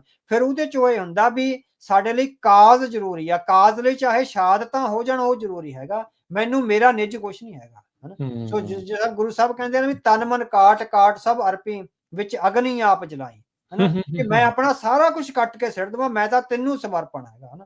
ਇੱਕ ਗੁਰੂ ਸਾਹਿਬ ਦਾ ਹੋਰ ਸ਼ਬਦ ਹੈਗਾ ਵੀ ਸਤਿਗੁਰ ਸੂਰਮੇ ਬਾਹਿਆ ਬਾਣ ਜੋ ਏਕ, ਲਾਗਤ ਹੀ ਭੋਏ ਗਿਰ ਪਿਆ ਪੜਾ ਕਲੇਜੇ ਛੇਕ। ਵੀ ਗੁਰੂ ਨੇ ਜਦੋਂ ਇੱਕ ਆਪਣੇ ਪਿਆਰ ਦਾ ਬਾਣ ਮਾਰਿਆ ਤਾਂ ਇਸ ਤਰ੍ਹਾਂ ਸੀਨੇ ਵਿੱਚ ਵੱਜਿਆ, ਮੇਰਾ ਸਾਰਾ ਹੰਕਾਰ ਖਤਮ ਹੋ ਗਿਆ, ਮੇਰਾ ਸੀਨੇ ਵਿੱਚ ਜਦੋਂ ਉਹਨੇ ਛੇਕ ਕਰਿਆ ਤਾਂ ਉਹਨੇ ਜਿਹੜਾ ਮੇਰਾ ਝੂਠਾ ਪ੍ਰਾਈਡ ਸੀ ਖਤਮ ਕਰਤਾ, ਮੈਂ ਗੁਰੂ ਦੇ ਚਰਨਾਂ ਵਿੱਚ ਤੇ ਗੁਰੂ ਦੀ ਲਿਵ ਵਿੱਚ ਢਹਿ ਪਿਆ, ਉਸ ਤਰ੍ਹਾਂ ਵੀ ਮੈਂ ਪੂਰਨ ਤਰ੍ਹਾਂ ਸਮਰਪਿਤ ਹੋ ਗਿਆ। ਸੋ ਜਦੋਂ ਇਹ ਪੂਰਨ ਸਮਰਪਣ ਗੁਰੂ ਨੂੰ, ਆਪਣੀ ਮਾਂ ਧਰਤੀ ਨੂੰ, ਗੁਰੂ ਗ੍ਰੰਥ ਸਾਹਿਬ ਨੂੰ, ਆਪਣੇ ਹੋਮਲੈਂਡ ਨੂੰ ਆਊਗਾ, ਤਾਂ ਜਿਹੜੀ ਆਪਣੇ ਝੰਡੇ ਚਲਾਉਣ ਦੀ ਕਾਰਵਾਈ ਆ ਇਹ ਰਿਫਾਈਨਡ ਹੋ ਕੇ ਸਾਹਮਣੇ ਆਊਗੀ, ਤੇ ਫਿਰ ਕੁਝ ਵੀ ਇਸ ਤਰ੍ਹਾਂ ਨਹੀਂ ਬਚੇਗਾ। ਸੋ ਵਿਪਰਨ ਦੀ ਰੀਤ ਤੋਂ ਬਚਣ ਲਈ ਆਪਾਂ ਸਿਧਾਂਤ ਵੀ ਹੁਣੇ ਹੋਏ ਆ, ਇਹਦੇ ਵਿੱਚ ਇਹ ਆਪਾਂ ਨੂੰ ਮੰਨਣਾ ਪੈਣਾ ਵੀ ਇੱਥੇ ਨੁਕਸ ਆ, ਇੱਥੇ ਗਲਤੀ ਆ ਤੇ ਇਹਨੂੰ ਆਪਾਂ ਨੂੰ ਸੁਧਾਰਨ ਦੀ ਲੋੜ ਆ। ਪ੍ਰਚਾਰਕਾਂ ਤੋਂ ਲੈ ਕੇ ਬੁੱਧੀਜੀਵੀਆਂ ਤੱਕ ਆਮ ਪਰਿਵਾਰਾਂ ਦੇ ਵਿੱਚ ਸਿਧਾਂਤ ਦੇ ਨਾਲ ਮੁੜ ਜੁੜਨ ਦੀ ਜਿਹੜੀ ਇੱਕ ਲਹਿਰ ਆ, ਉਹ ਵੱਡੇ ਪੱਧਰ ਦੇ ਉੱਤੇ ਆਪਾਂ ਨੂੰ ਇਸ ਟਾਈਮ ਚਾਹੀਦੀ ਆ। ਜਦੋਂ ਬ੍ਰਿਟਿਸ਼ ਸਾਮਰਾਜ ਵੀ ਆਏ ਸੀ, ਅਗਲਿਆਂ ਨੇ ਕੈਦੀਆਂ ਦਾ ਮੁੱਲ ਜ਼ਿਆਦਾ ਪਾਇਆ ਸੀ ਹਥਿਆਰਾਂ ਦੇ ਨਾਲੋਂ। ਉਹ ਜਾਣਦੇ ਸੀਗੇ ਵੀ ਕਿਸ ਤਰੀਕੇ ਦੇ ਨਾਲ ਇਹਨਾਂ ਨੂੰ ਆਪਾਂ ਕੰਟਰੋਲ ਕਰ ਸਕਦੇ ਹਾਂ, ਢਾਹ ਕਰ ਸਕਦੇ ਹਾਂ। ਸੋ ਉਹੀ ਕੁਝ ਚੱਲ ਰਿਹਾ। ਸੋ ਉਸੇ ਤਰੀਕੇ ਦੇ ਨਾਲ ਜਿਹੜੀ ਭਾਰਤੀ ਸਟੇਟ ਦੀ ਅਫਸਰਸ਼ਾਹੀ ਵੀ ਪੰਜਾਬ ਨੂੰ ਕੰਟਰੋਲ ਕਰ ਰਹੀ ਆ। ਆਪਾਂ ਕਹਿੰਦੇ ਵੀ ਇਸ ਨੂੰ ਉਹਨਾਂ ਦੇ ਲੂਪਹੋਲਸ ਨੂੰ ਵਰਤ ਕੇ ਉਹਨਾਂ ਦੇ ਖਿਲਾਫ ਲੜਨਾ ਆ, ਸਟੇਟ ਵਿਦਿਨ ਸਟੇਟ ਕ੍ਰੀਏਟ ਕਰਨੀ ਆ। ਪਰ ਜਦੋਂ ਪੰਜਾਬ ਦੀਆਂ ਸਿਆਸੀ ਧਿਰਾਂ ਤੋਂ ਲੈ ਕੇ ਇਹ ਅਫਸਰਸ਼ਾਹੀ ਆ, ਉਹ ਆਪ ਹੀ ਉਹਨਾਂ ਦੀ ਐਡੀਆਂ ਵੱਡੀਆਂ ਕਠਪੁਤਲੀਆਂ ਬਣ ਗਈਆਂ ਆ, ਉਹ ਫਿਰ ਇੱਥੇ ਇਹ ਚੀਜ਼ ਦੀ ਸੰਭਵਤਾ ਕਿੱਦਾਂ ਜਿਹੜੀ ਉਹ ਬਣਦੀ ਹੈ, ਕਿਵੇਂ ਇਸ ਗੁਲਾਮੀ ਨੂੰ ਕਿਵੇਂ ਤੋੜਨਾ ਹੈ? ਹਾਂਜੀ, ਹਾਂਜੀ, ਤੁਹਾਡਾ ਬਹੁਤ ਅਹਿਮ ਸਵਾਲ ਹੈਗਾ, ਕਿਉਂਕਿ ਇਹ ਜਿਹੜੀਆਂ ਅੱਜ ਆਪਾਂ ਹਾਲਾਤ ਦੇਖ ਰਹੇ ਹੈਗੇ ਨਾ ਵੀ ਹਰ ਰਾਜਨੀਤੀਵਾਨ ਆ ਜਿਹੜਾ ਕਠਪੁਤਲੀ ਬਣਿਆ ਹੋਇਆ, ਅਸਲ 'ਚ ਉਹਦੀਆਂ ਜਿਹੜੀਆਂ ਜੜ੍ਹਾਂ ਨੇ ਉਹ ਬਹੁਤ ਪਿੱਛੇ ਪਈਆਂ ਨੇ, ਹਨਾ। ਸੋ ਉਹਦੀਆਂ ਜੜ੍ਹਾਂ ਮਿਸਲਾਂ ਦੇ ਰਾਜ ਵੇਲੇ ਪਈਆਂ ਨੇ, ਮਿਸਲ ਕਾਲ ਤੋਂ ਲੈ ਕੇ ਮਹਾਰਾਜਾ ਰਣਜੀਤ ਸਿੰਘ ਦਾ ਰਾਜ, ਤੇ ਉਹ ਤੋਂ ਬਾਅਦ ਜਿਹੜੀ ਇਹ ਅੰਗਰੇਜ਼ਾਂ ਦੇ ਖਿਲਾਫ ਜਿਹੜੀ ਜੰਗ ਲੜੀ ਗਈ ਆ, ਉਹ ਸਾਰੇ ਉਸ ਇਤਿਹਾਸ ਵਿੱਚ ਪਈਆਂ ਨੇ। ਆਪਾਂ ਬਹੁਤ ਅਨਆਰਗਨਾਈਜ਼ਡ ਢੰਗ ਨਾਲ ਜਿਹੜੇ ਹੈਗੇ ਆ ਵੀ ਉਹ ਬਿਖਰੇ ਹੋਏ ਆਏ ਆ। ਸੋ ਜਦੋਂ ਮਿਸਲ ਕਾਲ ਵੇਲੇ ਸਿੱਖਾਂ ਦੀ ਇੱਕ ਚੜ੍ਹਤ ਸੀ, ਸਿੱਖਾਂ ਦਾ ਇੱਕ ਦਬਦਬਾ ਸੀਗਾ, ਸਿੱਖਾਂ ਦੀ ਇੱਕ ਤਰ੍ਹਾਂ ਨਾਲ ਆਪਾਂ ਕਹਿ ਸਕਦੇ ਰਾਜ ਹੀ ਸੀ, ਇੱਕ ਸਟੇਟ ਹੀ ਸੀ ਜਿਸ ਤਰ੍ਹਾਂ ਮਿਸਲਾਂ। ਉਸ ਵੇਲੇ ਮਿਸਲ ਕਾਲ ਦੇ ਜਿਹੜੇ ਸਾਡੇ ਲੀਡਰ ਸੀਗੇ, ਉਹ ਇਸ ਗੱਲੋਂ ਜਿੱਦਾਂ ਡੀਰੇਲ ਹੋ ਗਏ ਵੀ ਉਹਨਾਂ ਨੇ ਉਸ ਵੇਲੇ ਕੋਈ ਆਰਗੇਨਾਈਜ਼ਡ ਅਫਸਰਸ਼ਾਹੀ, ਆਰਗੇਨਾਈਜ਼ਡ ਇੰਟੈਲੈਕਟ ਤੇ ਆਰਗੇਨਾਈਜ਼ਡ ਜਿਹੜੇ ਨੇਸ਼ਨ ਦੇ ਉਹ ਹੁੰਦੀਆਂ ਸੰਸਥਾਵਾਂ ਹੁੰਦੀਆਂ, ਉਹ ਖੜੀਆਂ ਨਹੀਂ ਕਰ ਸਕੇ। ਉਹ ਉੱਥੇ ਲੂਪ ਜਿਨ੍ਹਾਂ ਵੇਲਿਆਂ ਵਿੱਚ ਮਿਸਲਾਂ ਕਾਰਜ ਕਰ ਰਹੀਆਂ ਨੇ, ਉਹਨਾਂ ਵੇਲਿਆਂ ਵਿੱਚ ਯੂਰਪ ਦੀਆਂ ਜਿਹੜੀਆਂ ਛੋਟੀਆਂ ਘੱਟ ਗਿਣਤੀ ਕੌਮਾਂ ਨੇ, ਉਹਨਾਂ ਦੇ ਧਾਰਮਿਕ ਮਹਾਂਪੁਰਖ, ਉਹਨਾਂ ਦੇ ਭਾਸ਼ਾ ਵਿਗਿਆਨੀ ਔਰ ਉਹਨਾਂ ਦੇ ਜਿਹੜੇ ਪੋਲੀਟੀਸ਼ੀਅਨਸ ਆ, ਉਹ ਆਪਣੇ ਭਾਈਚਾਰਿਆਂ ਨੂੰ ਭਾਸ਼ਾ ਤੇ ਧਰਮ ਆਧਾਰਿਤ ਭਾਈਚਾਰਿਆਂ ਵਿੱਚ ਆਰਗੇਨਾਈਜ਼ ਕਰਨ ਦਾ ਬਹੁਤ ਵੱਡਾ ਯਤਨ ਕਰ ਰਹੇ ਆ। ਉਹ ਭਾਸ਼ਾਈ ਧਾਰਮਿਕ ਭਾਈਚਾਰੇ ਮੁੜ ਕੇ ਨੇਸ਼ਨ ਕਹਿਲਾਏ, ਮੁੜ ਕੇ ਕੌਮ ਕਹਿਲਾਏ। ਉਹਨਾਂ ਨੇਸ਼ਨਸ ਨੇ ਫਿਰ ਆਪਣੇ ਰਾਜ ਸਿਰਜ ਲਏ, ਆਜ਼ਾਦ ਹੋ ਗਏ। ਸੋ ਮਹਾਰਾਜਾ ਰਣਜੀਤ ਸਿੰਘ ਦੇ 40 ਸਾਲਾਂ ਦੇ ਰਾਜ ਦੌਰਾਨ, ਉਹ ਤੋਂ ਪਹਿਲਾਂ ਜਿਹੜਾ ਮਿਸਲਾਂ ਦਾ ਕਾਲ ਹੈਗਾ, ਉਹਦੇ ਵਿੱਚ ਅਸੀਂ ਨੇਸ਼ਨ ਬਿਲਡਿੰਗ ਦਾ ਕਨਸੈਪਟ ਨਹੀਂ ਲੈ ਕੇ ਆ ਸਕੇ। ਤੇ ਉਸ ਸਮੇਂ ਦੌਰਾਨ ਹਿੰਦੂ ਵਿਦਵਾਨਾਂ ਨੇ, ਉਹਨਾਂ ਨੂੰ ਇਹ ਸਮਝ ਆ ਗਈ ਸੀ ਵੀ ਜਿਸ ਤਰ੍ਹਾਂ ਅੰਗਰੇਜ਼ਾਂ ਨੇ ਧਰਮ ਔਰ ਭਾਸ਼ਾ ਦੇ ਆਧਾਰ ਤੇ, ਔਰ ਯੂਰਪ ਵਿੱਚ ਧਰਮ ਔਰ ਭਾਸ਼ਾ ਦੇ ਆਧਾਰ ਤੇ ਭਾਈਚਾਰੇ ਕਾਇਮ ਕਰਕੇ ਆਜ਼ਾਦੀ ਹਾਸਲ ਕੀਤੀ ਜਾ ਸਕਦੀ ਆ, ਉਹਨਾਂ ਨੇ 1784 ਤੋਂ ਬਾਅਦ ਜਾਂ 1800 ਤੱਕ ਆਉਂਦਿਆਂ ਉਹ ਯਤਨ ਸ਼ੁਰੂ ਕਰ ਦਿੱਤੇ ਸੀ ਵੀ ਬਹੁਤ ਸਾਰੀਆਂ ਭਿੰਨਤਾਵਾਂ ਵਿੱਚ ਖਿੰਡੀ ਹੋਈ ਹਿੰਦੂ ਕੌਮ ਨੂੰ ਹਿੰਦੀ ਭਾਸ਼ਾ, ਸੰਸਕ੍ਰਿਤ ਭਾਸ਼ਾ ਔਰ ਹਿੰਦੂ ਧਰਮ ਦੇ ਨਾਂ ਤੇ ਕਲੱਬ ਕਰਕੇ ਇੱਕ ਭਾਸ਼ਾਈ ਭਾਈਚਾਰਾ ਜਿਹੜਾ ਹੈਗਾ ਸਿਰਜਿਆ ਜਾ ਸਕਦਾ ਹੈ। ਸੋ ਉਸ ਭਾਸ਼ਾਈ ਭਾਈਚਾਰੇ ਨੂੰ ਏਕਤਾ ਦੇ ਬੰਧਨ ਵਿੱਚ ਬੰਨ੍ਹ ਕੇ ਫਿਰ ਕਿਸੇ ਨਾ ਕਿਸੇ ਮੌਕੇ ਤੇ ਜਿਹੜੀ ਹੈਗੀ ਆ ਪਾਵਰ ਗ੍ਰੈਬ ਕੀਤੀ ਜਾ ਸਕਦੀ ਹੈ। ਤੁਸੀਂ ਦੇਖੋ ਵੀ 700 ਸਾਲ ਉਹਨਾਂ ਤੇ ਹਮਲੇ ਹੁੰਦੇ ਰਹੇ, ਕਦੀ ਹੂਨ ਆਏ, ਕਦੀ ਯੂਨਾਨ ਆਏ, ਕਦੀ ਮੁਗਲ ਆਏ, ਕਦੀ ਜ਼ਕਰੀਆ ਆਇਆ, ਪਰ ਹਾਂਜੀ 7 ਸਾਲਾਂ ਦੀ ਗਹਿਰ ਗੰਭੀਰ ਗੁਲਾਮੀ ਦੇ ਬਾਵਜੂਦ ਉਹਨਾਂ ਵਿੱਚੋਂ ਸੱਤਾ ਹਥਿਆਉਣ ਦੀ ਲਾਲਸਾ ਨਹੀਂ ਖਤਮ ਹੋਈ। ਅੰਤ ਤੱਕ ਉਹਨਾਂ ਨੇ ਸੱਤਾ ਹਥਿਆਉਣ ਦੀ ਲਾਲਸਾ ਨੂੰ ਆਪਣੇ ਨਾਲ ਰੱਖਿਆ। ਸੋ ਇਹ ਹੂੰ ਜਿਹੜੀ ਕੌਮ 700 ਸਾਲਾਂ ਦੀ ਗੁਲਾਮੀ ਤੋਂ ਬਾਅਦ ਵੀ ਸੱਤਾ ਹਥਿਆਉਣ ਦਾ ਲਾਲਚ ਨਹੀਂ ਛੱਡ ਰਹੀ। ਸੋ ਸਿੱਖਾਂ ਨੂੰ ਜਾਂ ਆਪਾਂ ਹੋਰਾਂ ਨੂੰ ਵਿੱਚ ਇੰਨੀ ਤਾਂ ਕਮਜ਼ੋਰੀ ਨਹੀਂ, ਅਸੀਂ ਤਾਂ ਹਾਲੇ 100 ਸਾਲ ਪਹਿਲਾਂ ਹੀ ਰਾਜ ਕਰਕੇ ਹਟੇ ਹਾਂ। ਹੂੰ 100 ਹੂੰ ਹੂੰ ਹੂੰ ਸਾਲ ਸਹੀ ਸੋ ਗੱਲ ਉਹਦੇ ਚੋਂ ਤੁਹਾਡੇ 'ਚ ਇਹ ਹੈ ਕਿ ਵਿਪਰਨ ਕੀ ਰੀਤ ਤੋਂ ਤੁਹਾਨੂੰ ਨਿਕਲਣਾ ਪੈਣਾ। ਤੁਹਾਡੇ ਹੂੰ ਵਿੱਚ ਇੱਕ ਗੁਰੂ ਦੇ ਪੁੱਤਰ ਹੋਣ ਦੀ ਜਿਹੜੀ ਹੈਗੀ ਆ, ਉਹਦੇ ਚੋਂ ਸਟੇਟ ਨੇ ਬਹੁਤ ਕੰਮ ਕਰਿਆ। ਜਿਹੜੀਆਂ ਸਟੇਟ ਦੀਆਂ ਤਾਕਤਾਂ ਨੇ ਉਹ ਬਹੁਤ ਕੰਮ ਕਰਦੀਆਂ ਵੀ ਤੁਸੀਂ ਖਿੰਡੇ ਰਹੋ।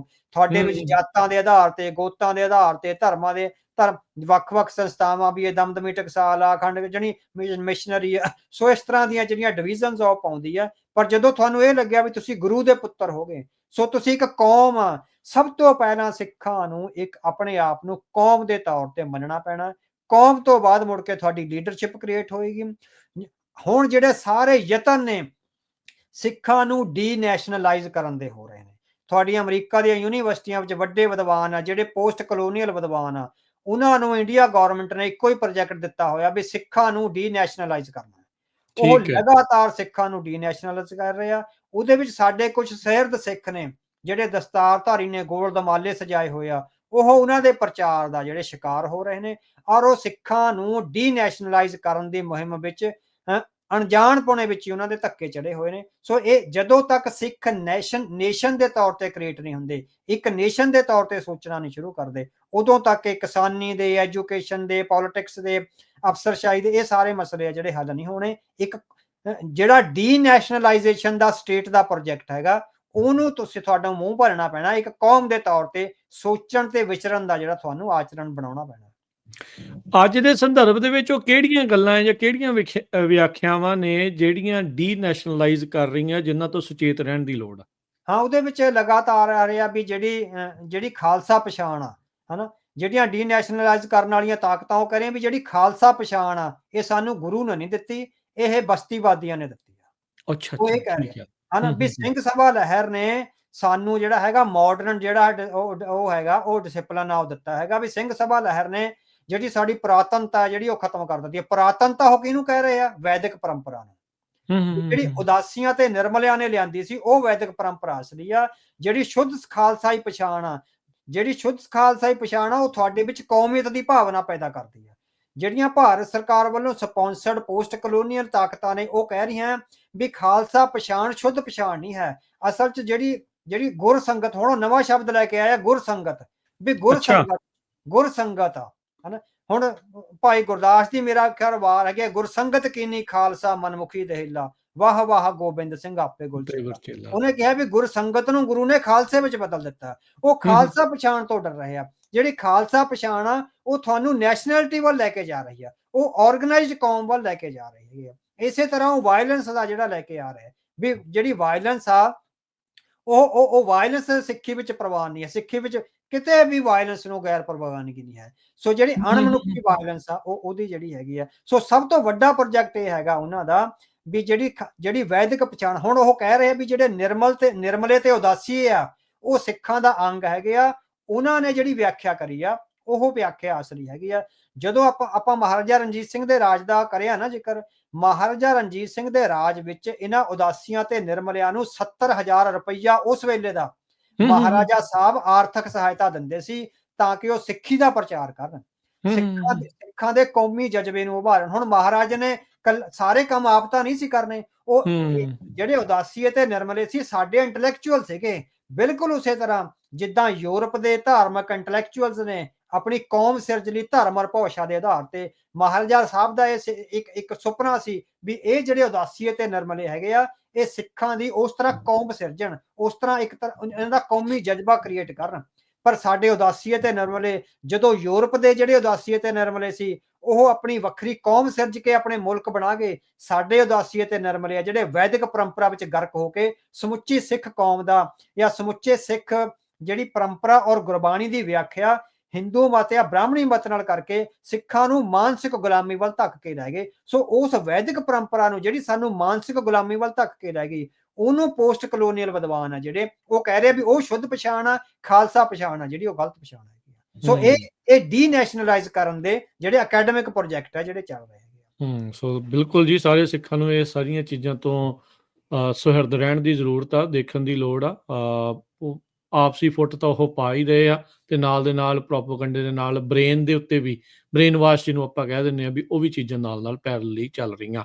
ਅੱਛਾ, ਇੱਥੇ ਹੁਣ ਪੰਜਾਬ ਦੇ ਜੇ ਆਪਾਂ ਸਿਆਸੀ ਧਿਰਾਂ ਦੀ ਗੱਲ ਕਰੀਏ, ਉਹਨਾਂ ਨੂੰ ਕਿੱਦਾਂ ਦੀ ਰਾਜਨੀਤੀ ਅਪਣਾਉਣੀ ਚਾਹੀਦੀ, ਤੇ ਅੱਜ ਤੁਸੀਂ ਕੋਈ ਦੇਖਦੇ ਆ ਪੰਜਾਬ ਦੇ ਵਿੱਚ ਕੋਈ ਵੀ ਅਜਿਹੀ ਧਿਰ ਜਿਹੜੀ ਇਸ ਸਟੇਟ ਵਿਦਿਨ ਸਟੇਟ ਵਾਲੇ ਕਨਸੈਪਟ ਦੇ ਉੱਤੇ ਕਿਤੇ ਅੱਗੇ ਵੱਧ ਰਹੀ ਹੈ?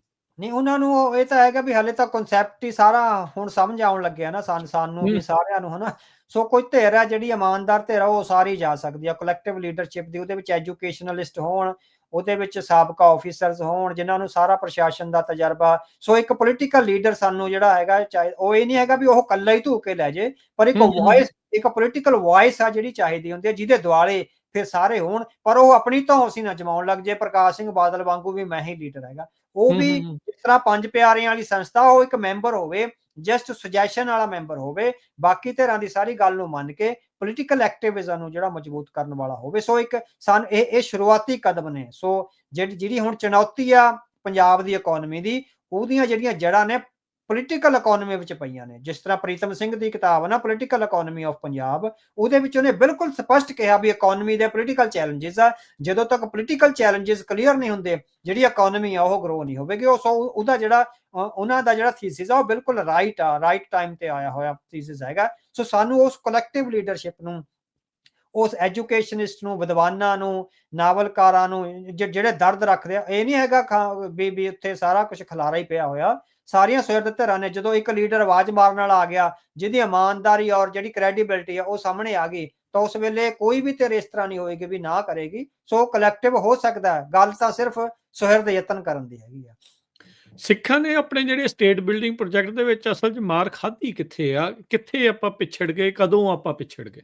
ਹਾਂ, ਇਹ ਜਿਹੜਾ ਆਪਾਂ ਜ਼ਿਕਰ ਕਰਕੇ ਆਏ ਆ ਵੀ ਮਹਾਰਾਜਾ ਰਣਜੀਤ ਸਿੰਘ ਦਾ ਕਾਲ, ਤੇ ਉਹ ਜਿਹੜਾ ਉਸ ਤੋਂ ਬਾਅਦ ਮਿਸਲਾਂ ਦਾ ਕਾਲ ਹੈਗਾ, ਜਿਹੜਾ ਉਹਦੇ ਵਿੱਚ ਸਿੱਖ ਪਛੜੇ ਆ। ਉਹਨਾਂ ਟਾਈਮਾਂ ਦੇ ਦੌਰਾਨ ਹੀ ਯੂਰਪ ਵਿੱਚ ਆ ਜਿਹੜੀ ਨੇਸ਼ਨ ਬਿਲਡਿੰਗ ਦੀ ਧਰਮ, ਉਹਦੇ ਵਿੱਚ ਜਿਹੜੇ ਧਾਰਮਿਕ ਆਗੂ ਆ, ਉਹਨਾਂ ਨੇ ਬਹੁਤ ਵੱਡਾ ਰੋਲ ਨਿਭਾਇਆ। ਸੋ ਜਦੋਂ ਯੂਨੀਵਰਸਿਟੀਆਂ ਦੇ ਪ੍ਰੋਫੈਸਰ ਤੇ ਪੋਲੀਟੀਸ਼ੀਅਨ ਆ ਜਿਹੜੇ, ਉਹ ਬੇਮੈਨੇ ਹੋ ਗਏ ਉਹਨਾਂ ਟਾਈਮਾਂ 'ਚ, ਹਨਾ। ਸੋ 1856 ਦੇ ਦਰਮਿਆਨ ਜਦੋਂ ਯੂਰਪ ਵਿੱਚ, ਸੋ ਉਦੋਂ 49 'ਚ ਜਿਹੜਾ ਮਹਾਰਾਜਾ ਰਣਜੀਤ ਸਿੰਘ ਦਾ ਰਾਜ ਗਿਆ।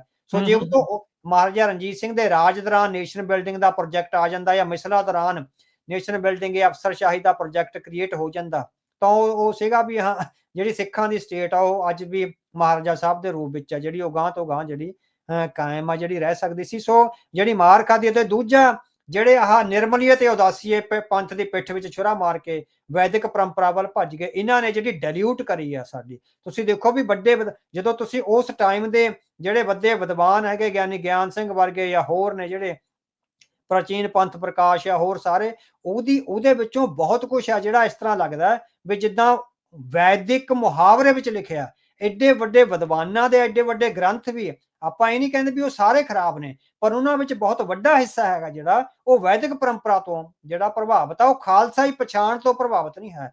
ਜਿਹੜੀ ਵੱਖਰੀ ਨਿਆਰੀ ਉਹ ਇਸੇ ਕਰਕੇ ਨਹੀਂ ਪ੍ਰਭਾਵਿਤ ਕਿ ਖਾਲਸਾਈ ਪਛਾਣ ਪੈਦਾ ਨਹੀਂ ਹੋਈ। ਜਿਹਨਾਂ ਨਿਰਮਲਿਆਂ ਤੇ ਉਦਾਸੀਆਂ ਨੇ ਖਾਲਸਾਈ ਪਛਾਣ ਪੈਦਾ ਕਰਨੀ ਸੀ, ਗੁਰਸੰਗਤ ਕੀਨੀ ਖਾਲਸਾ, ਗੁਰੂ ਸੰਗਤ ਨੂੰ ਖਾਲਸੇ ਦੇ ਰੂਪ ਵਿੱਚ ਟਰਨਓਵਰ ਦੇਣੀ ਸੀ, ਉਹ ਆਪ ਹੀ ਵੈਦਿਕ ਪਰੰਪਰਾ ਵਿੱਚ ਚਲੇ ਗਏ। ਸੋ ਉੱਥੇ ਮਾਰਾਂ ਖਾਧੀਆਂ ਮਿਸਲਾਂ ਦੇ ਕਾਲ ਵੇਲੇ, ਮਹਾਰਾਜਾ ਸਾਹਿਬ ਦੇ ਕਾਲ ਵੇਲੇ। ਮਹਾਰਾਜਾ ਸਾਹਿਬ ਨੂੰ ਜੰਗਾਂ, ਯੁੱਧਾਂ ਤੇ ਹੋਰ ਇੰਟਰਨੈਸ਼ਨਲ ਜਿਹੜੀਆਂ ਟ੍ਰੀਟੀ ਸੀਗੀਆਂ, ਉਸ ਦੌਰਾਨ ਉਹਨਾਂ ਨੇ ਯਤਨ ਕਰਿਆ ਵੀ ਨਿਰਮਲੇ ਤੇ ਉਦਾਸੀਏ ਸਾਡੀ ਕੌਮ ਦੇ ਜਿਹੜੇ ਵਾਹਕ ਬਣਨਗੇ, ਪਰ ਉਹ ਨਹੀਂ ਬਣੇ। ਉਹਨਾਂ ਨੇ ਬੇਈਮਾਨੀ ਕਰੀ ਔਰ ਉਹ ਪੰਥ ਦੀ ਪਿੱਠ ਵਿੱਚ ਛੁਰਾ ਮਾਰ ਕੇ ਵੈਦਿਕ ਪਰੰਪਰਾ ਤੇ ਬ੍ਰਾਹਮਣੀ ਪਰੰਪਰਾ ਦੇ ਮੁਰੀਦ ਬਣ ਗਏ। ਜੀ, ਅਵਤਾਰ ਸਿੰਘ ਜੀ, ਇੱਥੇ ਹੁਣ ਅੱਜ ਜੋ ਵਕਤ ਇਹ ਚੱਲ ਰਿਹਾ ਆ, ਇਹ ਸਾਰੇ ਚੀਜ਼ ਨੂੰ ਤੋੜਨਾ, ਇਹ ਗੁਲਾਮੀ ਦੇ ਜੰਜਾਲ ਨੂੰ ਤੋੜਨਾ, ਇਸ ਦੇ ਕਹਿ ਲਓ ਵੀ ਸੰਗਲਾਂ ਨੂੰ ਜਿਹੜਾ ਤੋੜਨ ਦੇ ਵਿੱਚ ਸਿੱਖਾਂ ਨੇ ਇੰਟਰਨਲੀ ਤਾਂ ਜਿਹੜਾ ਉਹ ਕਾਰਜ ਜਿਹੜੇ ਕਰਨੇ ਹੀ ਕਰਨੇ ਆ। ਇਸੇ ਦਰਮਿਆਨ ਜਿਹੜੇ ਹੋਰ ਬਾਹਰ ਮੁਲਕ ਆ, ਚਾਹੇ ਉਹ ਵੈਸਟ ਆ, ਚਾਹੇ ਹੋਰ ਮੁਲਕ ਨੇ, ਉਹਨਾਂ ਦੀ ਕੀ ਭੂਮਿਕਾ ਰਹਿੰਦੀ ਹੈ? ਹਾਂਜੀ। ਸੋ ਜਿਹੜੀ ਸਟੇਟ ਮੇਕਿੰਗ ਵਿੱਚ ਆ ਨਾ, ਕਿਉਂਕਿ ਆਪਾਂ ਹੁਣ ਜਿਸ ਇੰਟਰਨੈਸ਼ਨਲ 21st ਸੈਂਚੁਰੀ ਵਿੱਚ ਰਹਿ ਰਹੇ ਹਾਂ, ਉਹਦੇ ਵਿੱਚ ਬਹੁਤ ਸਾਰੀਆਂ ਇੰਸਟੀਟਿਊਸ਼ਨਸ ਆ ਸਟੇਟ ਮੇਕਿੰਗ ਦੀਆਂ ਨਾ, ਉਹਨਾਂ ਤੋਂ ਤੁਹਾਨੂੰ ਰੈਕਗਨਾਈਜ਼ ਲੈਣੀ ਪੈਂਦੀ ਆ। ਤਾਲਿਬਾਨ ਬੇਸ਼ੱਕ ਆਜ਼ਾਦ ਹੋ ਗਏ ਆ, ਪਰ ਉਹਨਾਂ ਨੂੰ ਹਾਲੇ ਇੰਟਰਨੈਸ਼ਨਲ ਲੈਵਲ ਤੇ ਕੋਈ ਰੈਕਗਨਾਈਜ਼ੇਸ਼ਨ ਨਹੀਂ ਹੈ ਕਿਤੇ ਵੀ, ਨਾ UNO ਚ, ਨਾ IMF, ਜਿਹੜੀਆਂ ਇੰਟਰਨੈਸ਼ਨਲ ਵੱਡੀਆਂ ਸੰਸਥਾਵਾਂ ਨੇ, ਵਰਲਡ ਬੈਂਕ ਹੋਇਆ, IMF ਹੋਇਆ, UNO ਹੋਇਆ, WHO ਹੋਇਆ। ਸੋ ਆਪਾਂ ਹੁਣ ਕੋਈ ਇਸ ਤਰ੍ਹਾਂ ਨਹੀਂ ਹੈਗਾ ਵੀ ਉਹ 18ਵੀਂ ਸਦੀ ਜਾਂ 17ਵੀਂ ਸਦੀ 'ਚ ਰਹਿ ਰਹੇ ਹਾਂ ਵੀ ਜਿੱਥੇ ਜਿਹਦਾ ਇਲਾਕਾ ਜਿੰਨਾ ਦੱਬ ਲਿਆ ਉਹ ਹੈਗਾ, ਕੋਈ ਰੈਕੋਗਨੀਸ਼ਨ ਨਹੀਂ ਆ, ਕੁਛ ਨਹੀਂ। ਆਪਾਂ 21st ਸੈਂਚੁਰੀ ਦੀ ਡਿਜੀਟਲ ਏਜ ਵਿੱਚ ਜਿਹੜੇ ਰਹਿ ਗਏ ਆ, ਉਹਦੇ ਵਿੱਚ ਇੰਟਰਨੈਸ਼ਨਲ ਸੰਸਥਾਵਾਂ ਦੀ ਰੈਕੋਗਨੀਸ਼ਨ ਆ ਜਿਹੜੀ ਬਹੁਤ ਜ਼ਰੂਰੀ ਚਾਹੀਦੀ ਹੁੰਦੀ ਆ। ਸੋ ਉਸ ਰੈਕੋਗਨੀਸ਼ਨ 'ਚੋਂ ਹੀ ਜਿਹੜੀਆਂ ਵੈਸਟਰਨ ਪਾਵਰਸ ਆ ਉਹਨਾਂ ਦਾ ਰੋਲ ਆ ਜਿਹੜਾ ਬਹੁਤ ਇੰਪੋਰਟੈਂਟ ਹੁੰਦਾ ਹੈਗਾ। ਸੋ ਇਹ ਕਹੀ ਜਾਣਾ ਵੀ ਵੈਸਟ ਨੇ ਸਾਨੂੰ ਕੁਛ ਨਹੀਂ ਦਵਾ ਕੇ ਦੇਣਾ। ਹੁਣ ਮੇਰੇ ਸਾਹਮਣੇ ਉਦਾਹਰਣ ਹੈਗੇ, ਤੁਸੀਂ ਕੁਰਦਾਂ ਦੀ ਉਦਾਹਰਣ ਦੇਖ ਲਓ। ਹਾਂਜੀ। ਕੁਰਦ ਨੇ ਪ੍ਰੋ ਅਮਰੀਕਨ ਨੇ, ਹਨਾ, ਬਹੁਤ ਵੱਡੀ ਹੂੰ। ਪੱਧਰ ਤੇ ਅਸੀਰੀਆ ਵਾਲੀ ਜੰਗ ਵਿੱਚ ਡਟ ਕੇ ਉਹਨਾਂ ਦੀ ਆਪਣੀ ਫੌਜ ਆ, ਬਹੁਤ ਹਥਿਆਰ ਨੇ। ਈਵਨ ਜਿਹੜੇ ਅਮਰੀਕਾ ਦੇ ਵਾਰ ਆਫ ਪ੍ਰਿਜ਼ਨਰ ਸੀ ਉਹਨਾਂ ਨੇ ਆਪਣੀਆਂ ਜੇਲ੍ਹਾਂ ਵਿੱਚ ਰੱਖਿਆ ਤੇ ਮੁੜ ਕੇ ਜਿਸ ਤਰ੍ਹਾਂ ਵੀ ਹੋਇਆ ਜਿਹੜਾ ਛੱਡਣਾ ਅਮਰੀਕਾ ਦਾ ਹੁਕਮ ਆ ਜਿਹੜਾ ਉਹ ਆਉਂਦਾ ਸੀਗਾ, ਹਨਾ। ਇੰਨੀ ਜ਼ਿਆਦੇ ਉਹ ਇੱਕ ਤਰ੍ਹਾਂ ਨਾਲ ਹਾਲੇ ਸਹਾਇਤਾ ਕਰਨ ਦੇ ਬਾਵਜੂਦ ਵੀ ਜਿਹੜੀਆਂ ਅਮਰੀਕਾ ਦੀਆਂ ਬਾਕੀ ਜਿਹੜੀਆਂ ਹਮਾਇਤੀ ਤਾਕਤਾਂ ਨੇ ਉਹ ਨਹੀਂ ਚਾਹੁੰਦੀਆਂ ਵੀ ਉਹਨਾਂ ਦਾ ਆਜ਼ਾਦ ਮੁਲਕ ਬਣੇ। ਇਟ ਮੀਨਸ ਜਿਹੜੀਆਂ ਇੰਟਰਨੈਸ਼ਨਲ ਮੁਲਕ ਨੇ, ਜਿਹੜੇ ਵੱਖ-ਵੱਖ ਮੁਲਕ ਨੇ, ਉਹਨਾਂ ਦਾ ਬਹੁਤ ਵੱਡਾ ਰੋਲ ਹੁੰਦਾ ਨਵੇਂ ਮੁਲਕਾਂ ਨੂੰ ਡੀਮਾਰਕ ਕਰਨ ਵਿੱਚ ਤੇ ਰੈਕੋਗਨਾਈਜ਼ ਕਰਨ ਵਿੱਚ। ਹੁਣ ਇਜ਼ਰਾਈਲ ਔਰ ਤੁਰਕੀ ਆ, ਉਹ ਦੋਨੋਂ ਅਮਰੀਕਾ ਦੇ ਹਮਾਇਤੀ ਆ। ਸੋ ਤੁਰਕੀ ਦੇ ਕਦੀ ਸੰਬੰਧ ਖਰਵੇ ਹੋ ਜਾਂਦੇ ਆ, ਕਦੇ ਮਿੱਠੇ ਹੋ ਜਾਂਦੇ ਆ ਅਮਰੀਕਾ ਨਾਲ, ਪਰ ਉਹ ਇੱਕ ਤਰ੍ਹਾਂ ਨਾਲ ਡਿਸੀਜਨ ਮੇਕਿੰਗ ਫੈਕਟਰ 'ਚ ਹੈਗਾ। ਨਾ ਤੁਰਕੀ ਚਾਹੁੰਦਾ, ਨਾ ਇੱਕ ਤਰ੍ਹਾਂ ਨਾਲ ਇਜ਼ਰਾਈਲ ਚਾਹੁੰਦਾ, ਹਨਾ।